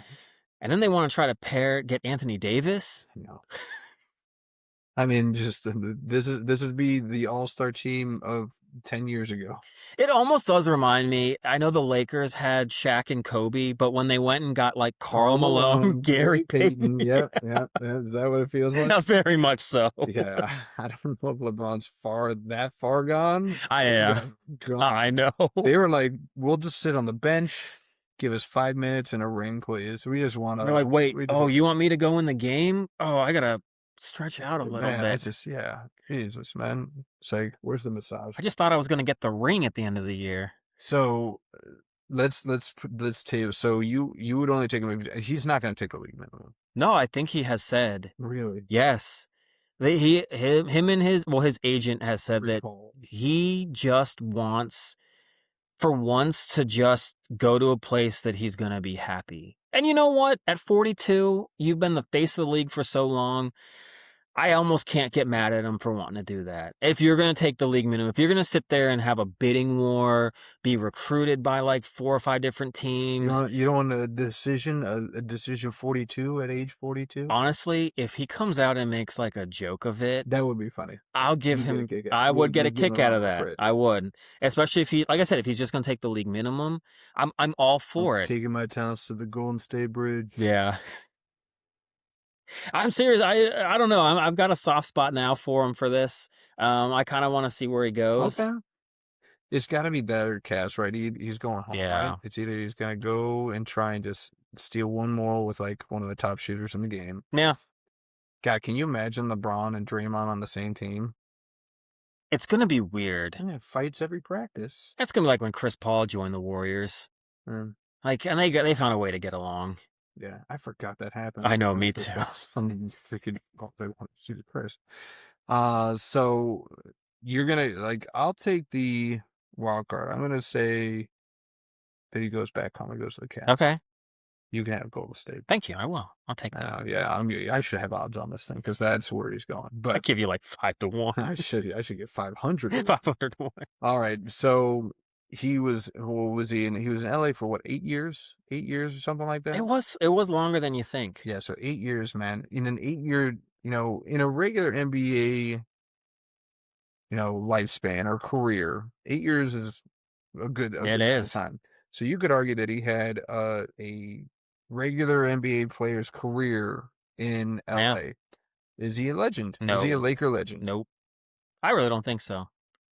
Not when you've got Kareem, Magic, Shaq, It's a Kobe. loaded room. That Legends room is at standing room only at this point. And he did win that title in the bubble. I don't want to hear it. I don't know. even count that. That's a half a title. I know, it really is. I think that's what really kills it for him in that whole argument is because, like, he did win a title, but that was just such a coin flip, and I don't know.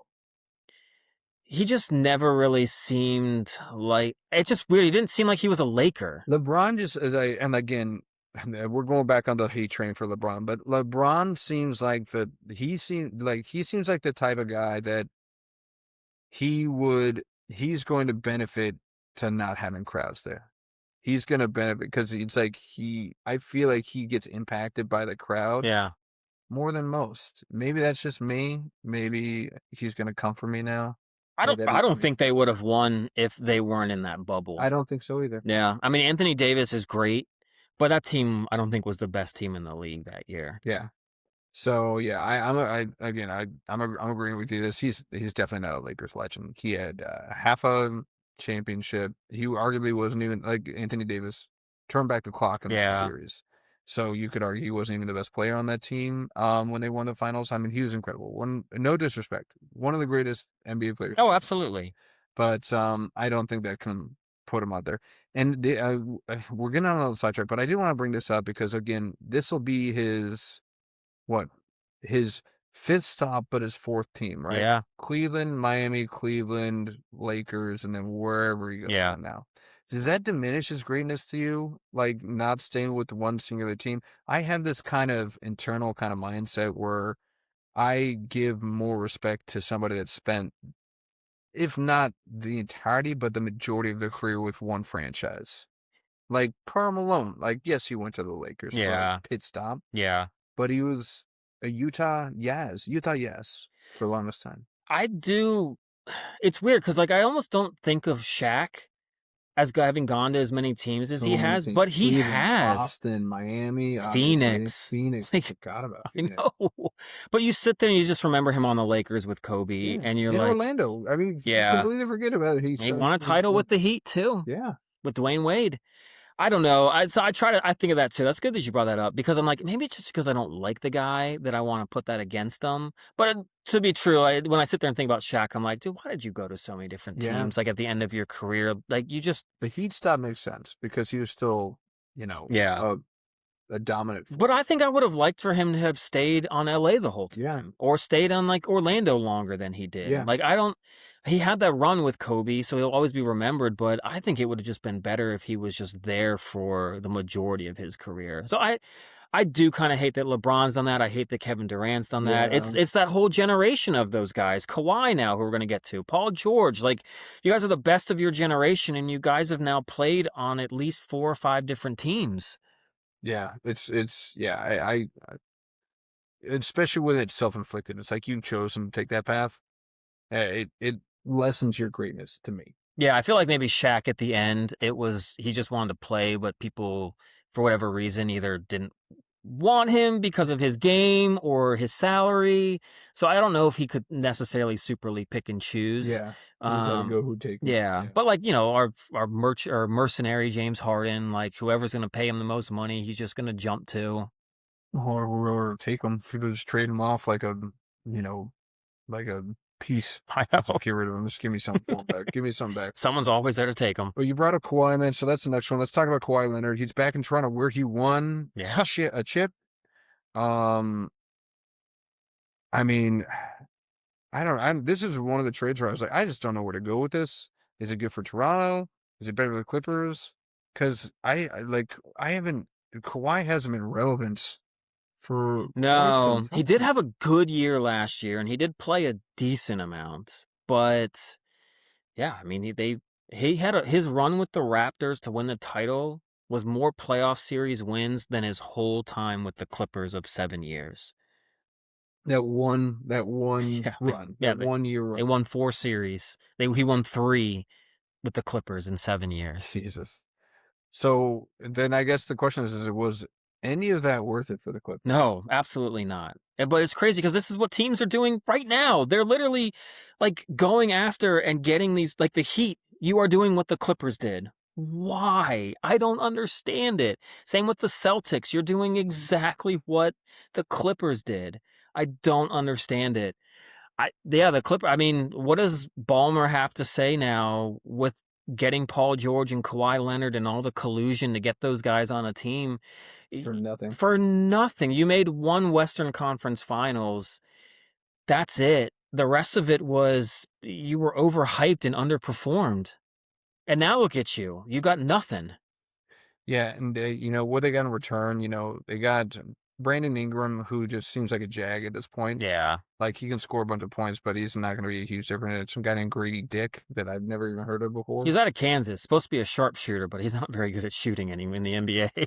All right, and so, yeah, not so sharp. Not so sharp shooter. You had the sharp cheddar and the not so sharp piece, the not so sharp cheddar. And then they got a couple of first round picks, again, way out in the 30s, 2031, 2033, and a couple second round draft picks in those years as well.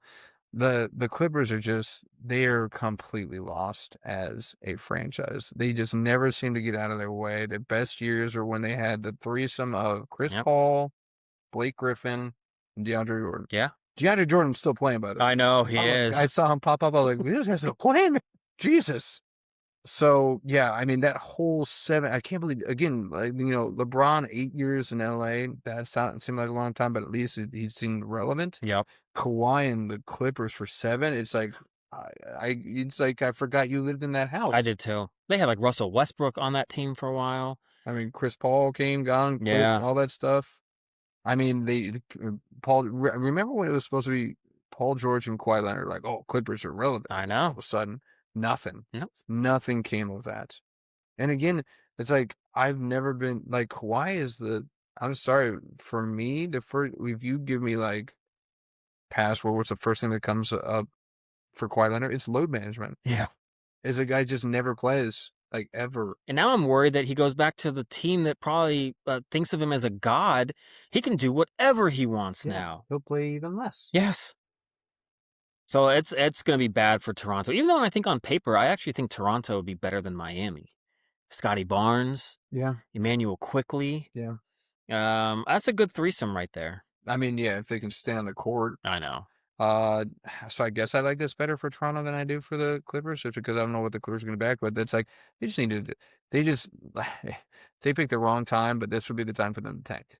Yep, but I know the tank is dead, so you're screwed, my friends. And that's what's great. That's why I love this anti-tanking, because now you can't just sit there and say, "Oh, well, we had a good run. Now we're going to get rid of everybody, and now we'll just try to reload in the draft." Not so fast, Mike. You got to be a little bit smarter in that front office. Yeah. And then the last one that we're going to get to is just because, again, I know so little about LaMelo, but LaMelo Ball to the T-Wolves, man. And Charlotte's just dumping. They gave rid of Bridges too, I think. Yeah. And they're just like, it's a fire sale in Charlotte right now. Weirdly, because they had their best season ever. I know. They're like, now's the time. Yeah. Now's the time. That's as far as we see. This is as far as we can go. So let's just tear it back down. Yeah. I don't know I've heard that it was smart of the Hornets for doing it. Just because I don't know if they ever thought that LaMelo, once again, I don't see him as a championship winning basketball player. And the Timberwolves, you just did what we try to say you shouldn't do. Mm-hmm. They lost Naz Reid. They lost Julius Randle. You've got Rudy Gobert as your center, Antonio Daniels as your power forward. Not a great combo. And you've got two ball-dominant players. Very ball-dominant, yeah. I couldn't believe all these trades, because it just reminded me of 5 years ago. I thought we were past this. Why would you think that Anthony Edwards basically ran Karl Anthony Towns out of town? Yeah. They couldn't get along because both wanted the ball. LaMelo is a ball hog. He's only slightly better than Trae Young because he's taller than Trae Young. But they play the same game. They don't really play defense. Yeah, they don't, yeah. Anthony Edwards, if you actually played lockdown defense for a full 82-game schedule, I think this team could be good. But you're not going to. You guys are just going to fight. It's Russell Westbrook and Kevin Durant. Yeah. I'm agreeing with you. It's like, yeah, LaMelo runs point, and you could argue that he's a distributor, but to the same essence of Trae Young. You use a really good reference point right there because he still wants the ball and he still wants to like dominate the shots. And so you have two players on the team that are going to want to be the shot leaders in there, and then you still got Rudy Gobert who needs to be a piece in that equation. Yeah, this a lot of these trades again, it's on paper, and again, maybe I'm just hey, people are going to come from me. It's like, you don't know ball. It's like, you're right, I don't. But on paper, this just does not seem like a good. Doesn't no, and it looks like you guys are just grasping for the sake of grasping. It's like we need to do something, so let's do this. You would have been better off, Minnesota, with Edwards, Randall, Reed, and getting more pieces. Just what the Knicks have been doing, what any of these other teams have done. Look at like the Spurs, look at the Thunder. They've got depth on their team with good quality players. They don't have to be superstars. You've got one. The Thunder have Shai. You've got Anthony Edwards. Jalen Williams and Chet aren't superstars, but they've got them. Neither was Naz Reid or Julius Randle, but you can play with them. I mean, I thought Julius Randle was a good piece, and so was Naz. Naz was great for depth. I thought that was a huge loss from them. That's probably one of the reasons why they went to do the trade, was knowing that they couldn't. I think that's what happened with some of these trades is they realized like the Heat couldn't sign Norman Powell. The Timberwolves didn't get Naz Reid, so they're like, I guess we got to blow this up and just bring in another superstar. Yeah. But I don't know. I don't think any of these teams honestly got better through all of this. Maybe the Raptors did, I think, getting Kawhi. Well, the 76ers definitely did. Yeah. But I don't think any of these teams that initiated these big trades, I don't think they got any better. Yeah, it'll be interesting. The league's going to look completely different. These teams are going to look completely different. So, we'll see. We'll kind of see what kind of happens there. It's a lot of divorces in the NBA, man. A lot of people just like, and I wonder, it's like Jaylen Brown sounded like he was kind of taken aback by this. Yeah. Like, I'm surprised that this happened. Yeah, I didn't see this coming. I wonder if LaMelo Ball was like this. These blindside divorces in the NBA are on the rise, man. But sadly, it doesn't hold just in the NBA. No, because there's another article out there. I've got another one. You got another one. Because blindside divorces in general are on the rise. Now, you might ask, what is a blindside divorce? Yes, let me know. Are you asking me? Is it kind of like almost like ghosting? Yeah, it's kind of like ghosting. So the defining feature of a blindside divorce is that there's a complete chasm of a gap between the two spouses on how they thought the relationship was going. One of them had been mentally checked out for years. Okay. Filing away every unmet need, any unresolved grievance, and the other one was just, just thinking everything was hunky-dory and like, we're just kind of cruising along. And I was shocked by this, that this is cranking up. But the numbers are here. They're saying it's particularly more common in couples over 50. We got a friend who decided to jump the shark, and he's like, he was leading the charge. DW, shout out, man. You were a trendsetter on the blindside divorces, Look at you, dude. Hey, man, you're top of your game, my friend. But like, it's crazy to me, and it's crazy to me that like you could just wake up one day and then turn around and your spouse has packed their bags, left divorce papers. You just slap the papers down, they're gone. But apparently it's happening, man. Like it's crazy, and you even see it on like in the celebrities, right? Jelly Rollers, Bunny XO. Yeah. Just all of a sudden, she was like, apparently, did you hear about this story? Yeah, I think she like threatened. She's like, well, just give me the papers, and he did. Yeah, he did. You know what? You're not going to take those threats lightly. So here we go. Maybe it was just one. Maybe she made that threat one too many times. Man, my favorite one, and if I can go on a little side note, go. Like movie stars and whatnot. The woman that played the scientist in the original Jurassic Park, you know what I'm talking about? Oh, she was like the main character, like the main woman. Lauren Linney. Is that her name? Linney, yeah. She always kind of looked like Helen Hunt to me a little bit. Yeah, she got that Helen. Yeah. But yeah, dude, she was like dating or like she had a live-in relationship with Billy Bob Thornton. Okay. And she was like out of the country doing a movie, and she came back to find out that he was now with Angelina Jolie. Really? She's like, I came back to say, so find out that he had cleared out the apartment, and I found out from the news that he was now dating Angelina Jolie. Wow. I was like, That that's wild, sucks. man. Like that's a gut punch. I had one of your brothers from another mother, another Brandon, back nice. in college. Yeah. Well, we got out of college, but he was my good friend in college. So let me, like, we don't use is this the guy whose antonym last name would be narrow hands? Yes. All right. You like what I did there? That was clever. Yeah, so narrow hand, he ended up finding this girl, and it's funny because her sister went to school with us, and she was always known as a flake. Okay. Huge flake. Okay. I think she even was kind of with another one of our friends. Won't get into his name, but very flaky. You're gonna tell me how far. I will. Okay. And so, Buddy was dating his sister. And they were living together for like a year and a half to 2 years. The few times I'd go out and see them, they're like two peas in a pod, finishing each other's sandwiches. Cute. Then one day, he just told me, he's like, I came home from work. All her stuff was gone. She apparently went across the country and like told him that, and after that never spoke to him again. Jeez. I don't speak to the guy anymore, so I don't know exactly if they've found out what happened, but yeah, just packed up everything, U-hauled it, gone to California, La La Land. Jesus, man, I can't imagine. I couldn't either. The amount of time you were with somebody for like a year and a half, 2 years, and like sometimes, so now that I think about that, every so often I think about that story, now I'm thinking like, what if I were to go home now? And everything's gone. Like, that's a fear that I have probably once a month. Really? That is quite frequent. Well, not like a fear, but like the thought. Sorry, wrong word. Not really a fear, but like the thought of like, I don't know. Maybe we got like a little bit of like a tiff or something, and it's just like, I don't know. One of our friends just slapped down the papers and left. She had no idea. She had no idea. Came home from like a night of drinking. She's like, what the freak? I don't think he talked to her ever since.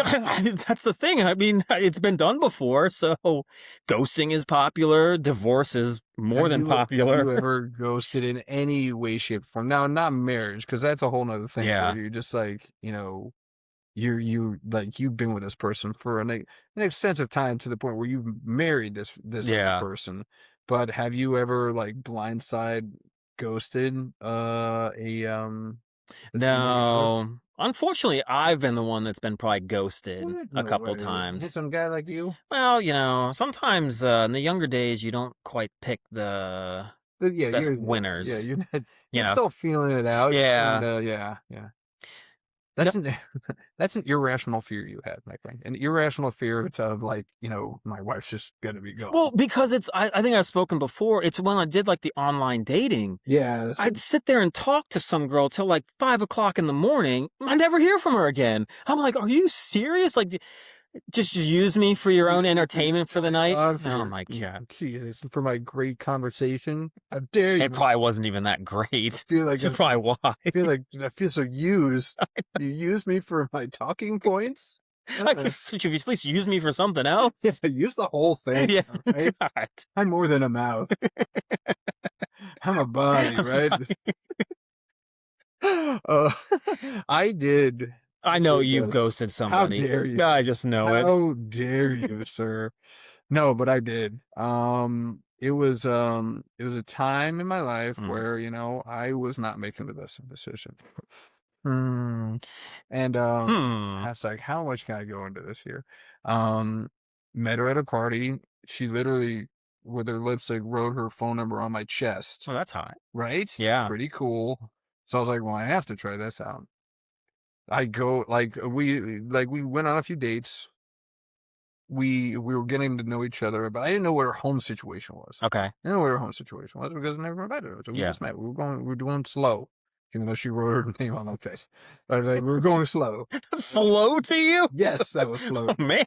First time meeting. So I go to her house, and she's still living with her ex. Oh, okay. This isn't a deal breaker, but I was caught off guard. She had a kid, and her mom was also living in the house. That's when I was like, I'm just not gonna pick up the phone anymore. You know what? If you were going to do it to someone, I guess, those were like 3 reasons. Oh, all good. Like combined, like it wasn't one, but when you combine them all, that was kind of enough. The kid with the ex, that there is just not, that's not I going don't to want to work be well. a part of that shrine. Yeah. Now, I'm sure you... for the kid. Yeah. She was very nice. I had no qualms with somebody with a kid. But it's what the kid probably would represent with everything else around it. Yeah. That you just were like, sure, early 20s, mid 20s. Kudos for her ballsy inviting me over without giving me any kind of warning. That's actually a huge red flag, probably. Yeah. That probably was the right move for you. She was upset because she didn't think the guy was going to be home. She's like, what are you doing here? Oh, really? Like, I thought you were going to be gone. He's like, I'm leaving. And I was like, I'm leaving. First day, that drama. Yeah. Man, I really was hoping you'd tell this story and I'd be like, you are such an a-hole. What's wrong with you? No, that was the right move. I think it was. I think I saved myself. I think I saved myself for the right person, and I did. And I married her. No, you did. But happy ending. Hope she had a happy ending, too. From somebody. Just not this guy. Not this guy. No, thank you. Well, Brandon. Yes. Look, I love it. I love doing this show with you. Uh-oh. Because... Are you ghosting me right now? I'll see you next week. Nah. This is our last episode. No, I'm just kidding. Oh, no. No. Because time flies when we're talking. I know. Let's get on to it. You want to do the real quick MLB talk? Holy crap. We can do it in 15. 50. We're at an hour and 55 right now. We'll do it in 15 minutes. 15 minutes? 15 minutes. Okay. I don't. Right. We timed this out, guys, so we were getting our MLB talk done right before the All-Star break, and I want to stay on that trajectory. Okay. So really quickly, guys, we're gonna do an MLB talk, NL Central. This is our step process. We go, who's impressed us the most? Who do we have winning division? If it's changed since we did our predictions at the beginning of the year, does anyone got that Nats run, that 1931 run? And a few other little bits and pieces in here. I won't even do my little side story at the end like I had planned. We'll save if we got time, you could go ahead. We'll see. You're trying to push me off the road, and now you're saying we got time. But let's start out with who's impressed you the most. It's a crowded division. It really is. I love it. Crowded division. Does anybody really stand out as kind of just impressed you? The Cardinals have to be the most impressive team in that division. Yeah, I really thought they were going to be bottom feeders. And they thought they were. Which is why they're probably not even going to be big buyers at the trade deadline, because they weren't expected to be here, so they're not going to give up on anybody. But they are -10 in run differential. But the fact that I think they're 1, 2, or 3 games above 500, I forget where 5 games. 5 games above 5. Yeah, no, they are by far. Look, their pitchers, they are doing it anti the modern day. Yep. They can't strike out a soul to save their life. Not a buddy. But their bullpen, O'Brien, they just find closers. They had Conan O'Brien. Yeah. Nice. I think it's his son, actually. All right. No, so I think it is. Pomp, little hair. It's not as long, but I think he's growing it. But no, they got O'Brien. They've got JoJo Romero. JoJo. Bullpen is great. Jordan Walker is finally Jordan Walker. For now. And JJ Weatherholt is a great rookie. But no, I think it's the Cardinals. Yeah. Do you know that Jimbo has JJ Weatherholt on his team now? He traded for him. Yeah, he traded DW for Fernando Tatis. That looks like a smart move. Tatis still can't hit home runs. Well, he hit 2, I think, the other day. Oh, whoop-de-doo. That doubles his count. By the way, Jimbo, I'm sorry. Oh. You were beating me like 9-3. Oh, this doesn't seem like a sincere sorry. Week, and then it was like all of a sudden Saturday hit, and all my hitters decided to actually come to bat. I should have beaten you 7-5 if only I had started Luis Garcia all week. Didn't know that he'd be the best fantasy player. Actually better than Junior Caminero. Ooh. Even though he's hot for you right now and still got you a loss. But that was a good matchup. You were playing well. I wasn't. I still beat you, but only 6-5. Hey, 6-5, man. That's going around. Man. It really is. 5, man. Well, yeah, way to get the dig in there right now. But no, like the reason I got never. I'm not gonna go there. We don't have time. But so you got the Cardinals as impressing you. Is what you're saying. Who you got? I don't know. It's like I had the Cubs winning the whole thing, so I guess I can't be impressed that they're 11 games over. I'd say Milwaukee because they are literally, dude, they are 20 games over. I know. I mean, like, we knew that they were going to be competitive, but they're 20 games over 500 right now. Like, they have a better record than the Braves right now. And They have a they've better been record than the Braves. They're only second in the entire National League to the Dodgers. They are cruising with the best pitcher in baseball. Oh my gosh, I wanted to pick him so And bad Billy got him so late in the draft. Just because everyone was saying he wasn't going to do one pop shot. well. Everybody just like, oh, like he had like half a year last year. I know he got figured out. No, absolutely not. Yeah, so I think I got to go Milwaukee. Churio's a rock star. He was hurt for most of the year though, so Yelich has been hurt. Yelich, oh, believe me, I know. Yeah, I'm a freaking fantasy team, but I mean, they've got people that you wouldn't be. You would be surprised if they were on a 20 above 500 team. You'd be surprised. Like Jake Bowers, he's leading the team in home runs and RBIs. Oh, William Contreras. I mean, he's a great catcher, but he's a catcher. He's batting 296. Yeah. But Bryce Terang is hitting 259. I remember I had him 2 years ago on my fantasy team, and he had about 2 home runs I know. all freaking year. He has got 12 already before the break. I got to test him for seriously. But I mean, let's not beat around the bush. They're winning with their pitching. Jacob Misiorowski, he's got a 1.45 ERA right now, a sub-2 ERA. It's crazy. He's throwing 105 mile an hour. 105 miles, fastest clocked pitch for starters. Yeah, ever. He's already got 146 Ks. We're not even at the halfway point. I know. He could go 300 Ks. That would be awesome to see. When was the last time we saw a 300K? Probably Randy Johnson. Incredible. Pedro Martinez, maybe. But even though, you might glance at their bats and just think, these are just a bunch of Jags or whatever. They're 4th in the entire MLB in batting average. Yeah. 5th in runs. They're 3rd on on-base percentage. And then again, their pitching is just phenomenal. 2nd in ERA, 1st in home runs allowed, 2nd in whip, 2nd in batting average, I guess. So I love it. A small market team, still making it, getting it done. This is after they traded Freddie Peralta. I know. Their top 2 who's looking like arms. A brilliant move right now. He's not doing good in New York. Just another thing to kind of chalk off on those Mets right there. So I'm giving it to the Brewers, even though they're in first and we thought they would be good. I didn't think they would be this dominant in that division.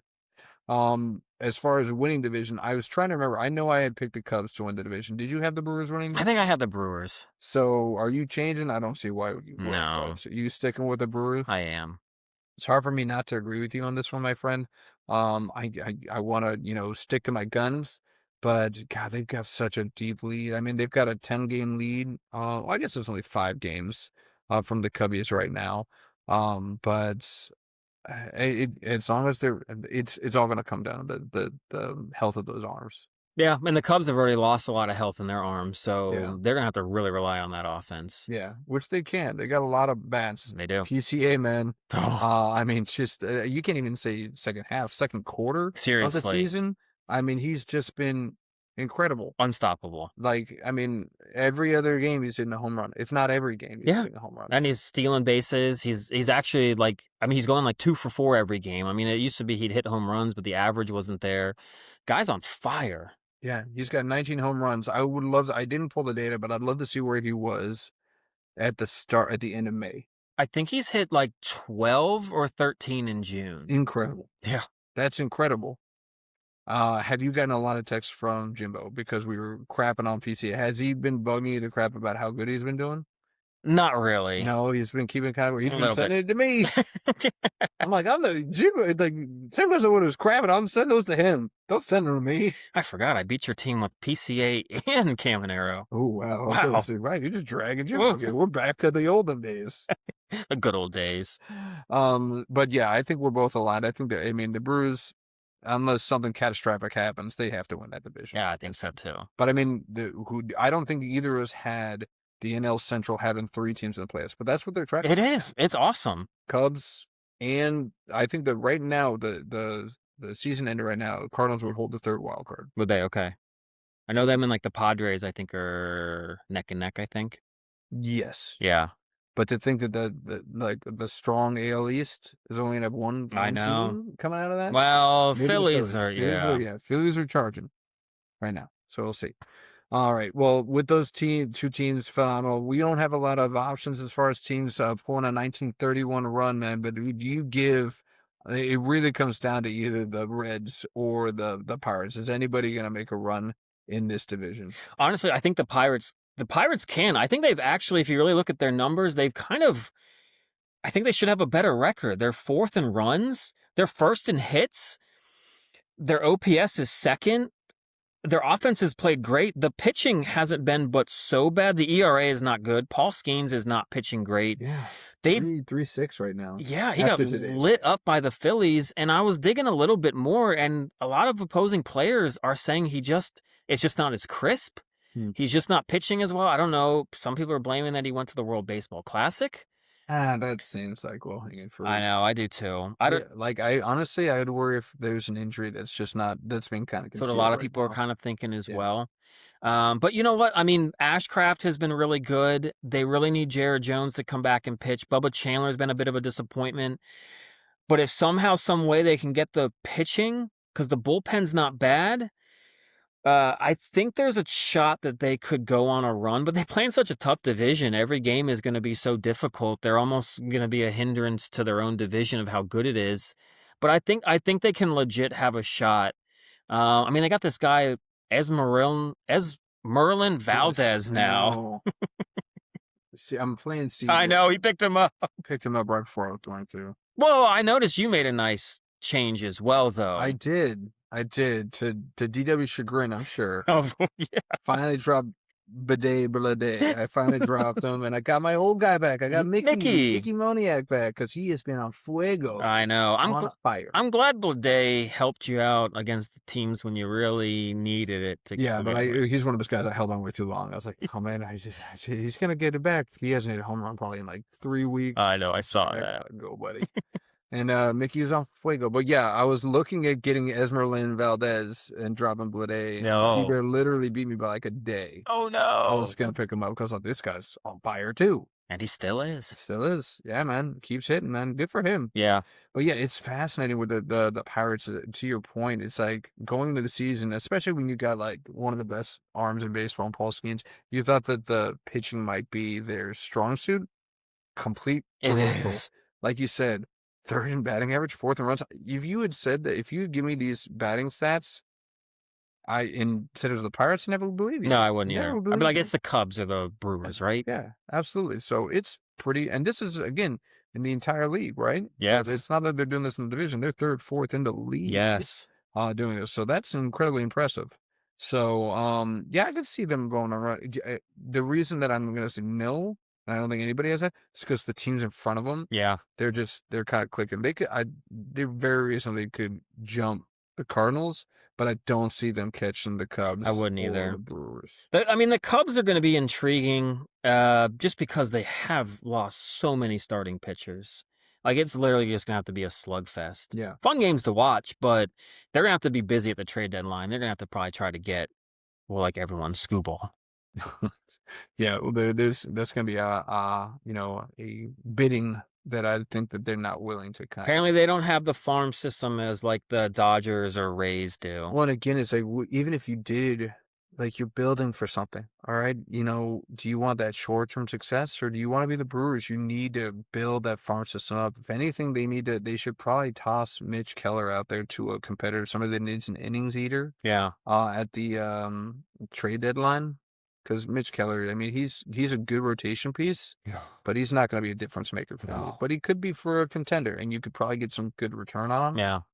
But I don't know if you're really going to push all the chips in and go for a score right now. I do have a sidebar question for you on this Central. Right now, long term, not just the season, but just long term, your franchise. Who would you prefer? Who would you rather have? Would you rather have Paul Skenes or Mizrachi?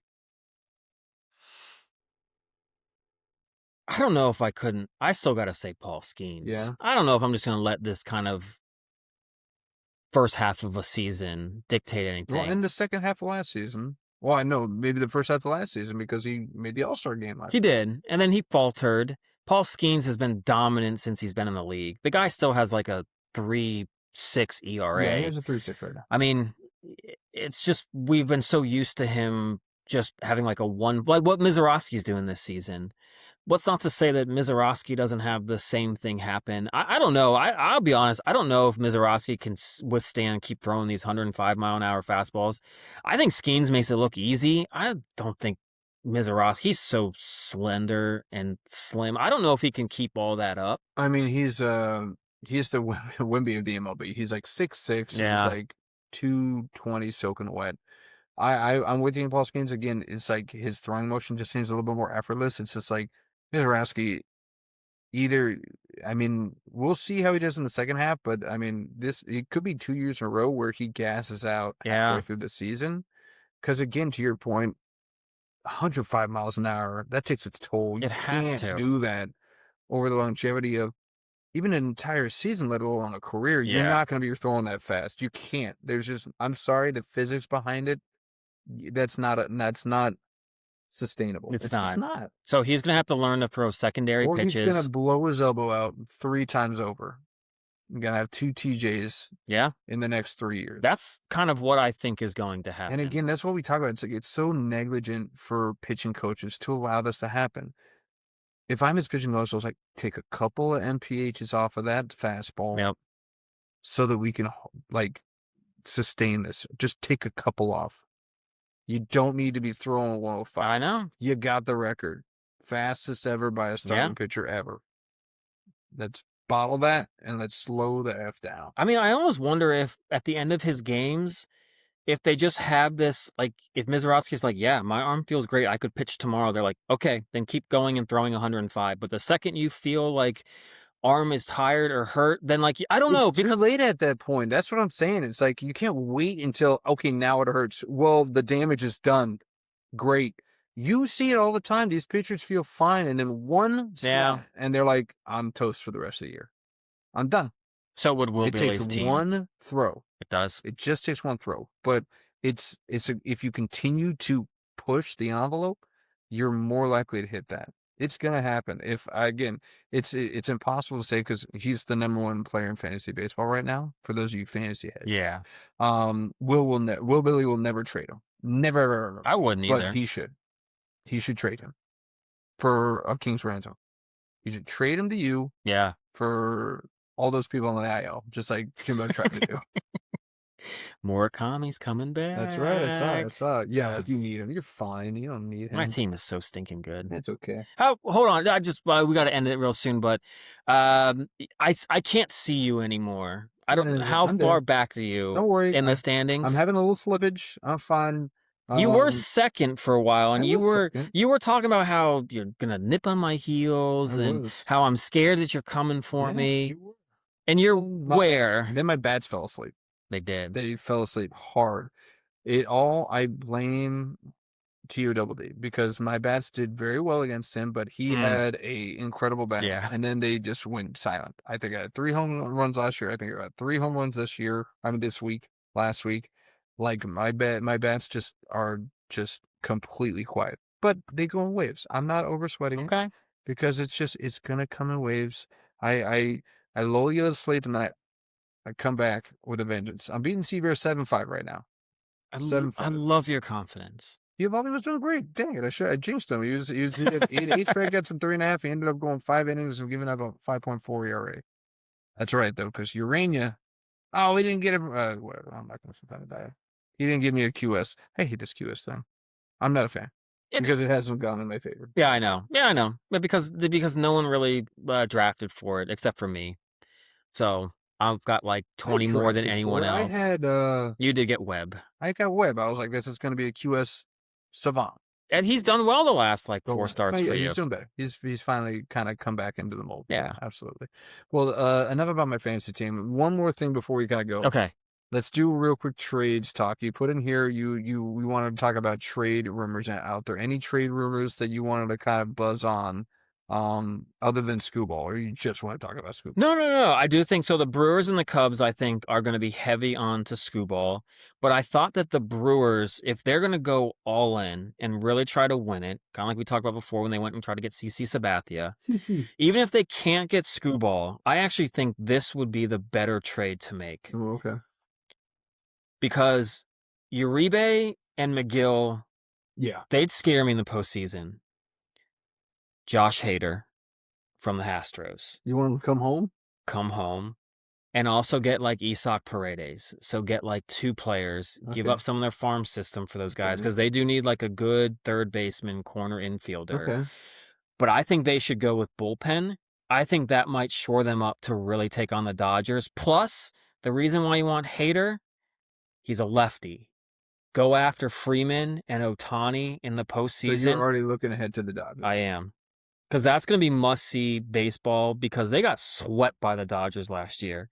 And you know that's going to sit in their minds. So they're going to be looking for them. And I think that might be what they need. He might be like, remember when Andrew Miller on the Guardians just came in and just flamed through everyone for them to make it to like the World Series where they lost to the Cubs?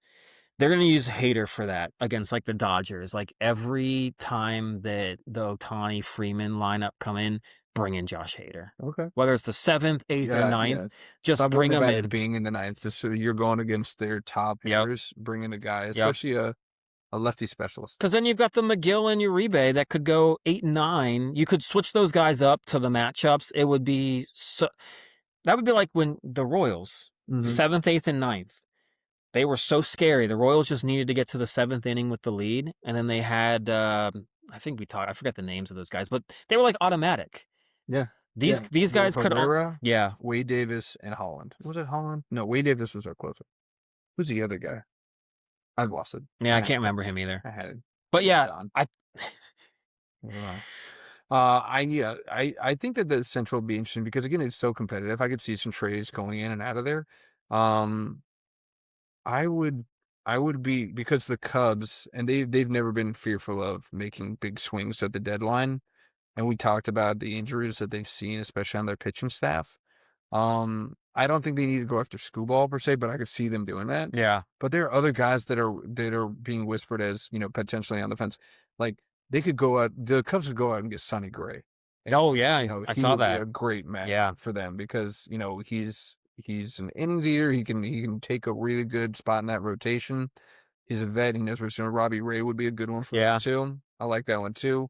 And I don't know. I've been hearing who's on my fantasy team, so I'm a little bit scared. But Casey Mize apparently is being whispered around as a potential trade chip, which is kind of wild to me because that is in like competition. If not, for that AL Central. Well, do they assume then that they'll have lost Scooball? I think they will. Yeah. So it's crazy to think with those 2 arms that the Tigers are already punting. Yes. That's wild, man. But I mean, that's baseball for you, man. You got to get something. I mean, Scooball, you got to trade him now, or else you're going to lose him to free agency. Yeah, I've always been a proponent of you got to get something for a guy. Yeah, you can't hold on to him and just get absolutely nothing. But that's what I feel like some teams want to do. It's like guys in our fantasy league trying to make a trade. If they can't get what they think he's worth, they're not going to do it. And it's like, look, your back's against the wall. Yeah. Like these guys aren't stupid. They know that you're just going to lose them at the end of the year. So why am I going to offer you my best package? I'm going to give you crap, but it's going to be better than nothing. You should just take it. It's the Brandon Ayuk deal. Oh boy, we don't even have time to talk about that joker. We'll do that. God bless. We'll have less soccer matches to go over. That's true. So we can talk about it. There's been a lot of going on in the NFL. Yeah, we're inching closer because August 1's the deadline for Ayuk. No way that anybody's going to trade the Niners for anything, 7th round or not even. No, because they don't want that contract. No. They're like, if he's damaged goods, you're not going to get anything for him. But is Ayuk going to do well on the Commanders? Yeah, it's already a foregone conclusion he's coming to us, which I'm very nervous about. I don't want him. And we'll talk. We'll I'm not gonna. We'll get into it. Okay. We'll get into it. All right.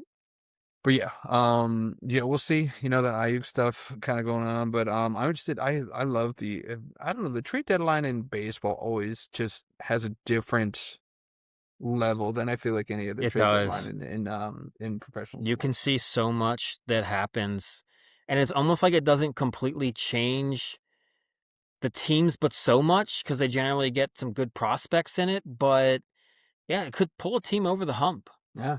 and make them contenders. And it is probably the best trade deadline of any of them because Yeah. you'll see a lot. You'll see a lot of different moves though, whether they be small or large. I mean, the Nats made a couple bullpen trade deadlines when they were 19 and 31 that ended up being great for them. So Yeah, little things. It doesn't have to be a big swing. No. It could be just a little.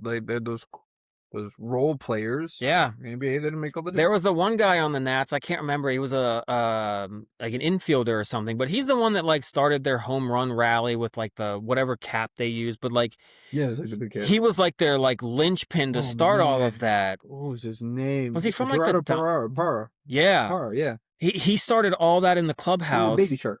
Yes, that's what it was. And it's just like that was a trade deadline guy. So it doesn't even have to be a guy that even necessarily plays every day. It could just be a utility guy that can literally guide a team to that victory. Absolutely. Man. Good pull, man. Yeah. All right, man. Well, we wrapped that. I told you we do it in 15 minutes. We did it 15, then we had a little side thing. Yeah, that's fine. Here. So, guys, next round, we're going to be closer. Argentina still has to play for me. Yep. You still got anybody left in the round of 32 in your I don't think so. Draft? No. So you're locked in 4 wins, 1 L. Yep. So you got 4 points. I think you're going to be 4 wins and 1 L. Yeah. Though. I mean, let's hope. Don't put that on me, Ricky, but I'm just waiting for our team to kind of punch it against Cape Verde. Cape Verde.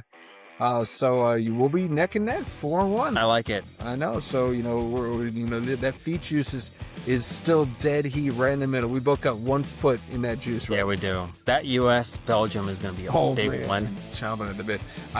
Like before we end, I foresee this. This is my prediction right now. I foresee this because I'm looking at how the brackets break it down. Let's be honest. Argentina's got a really easy path. They do, the easiest path. Super easy path all the way to the final. But France looks like a runaway train. Yeah. I can see a France-Argentina Me finals, too. and then I can see that game being the decider. Yep. Guzzling that sweaty toe jam. That's how I hope it's going to go. Oh, man. That's what he said. We have to watch that game. Oh, we do. I know. Do a live post. No, because then we can't watch. I know. We got to watch. But that's another episode of Undrafted and Overconfident. The two friends who've been talking about sports for over 20 years and still can't agree on anything. Follow us on Instagram at Undrafted and Overconfident. You can even email us at undraftedandOverconfident@gmail.com. We'll be back next week. Different takes, same nonsense. Thanks, y'all. Peace.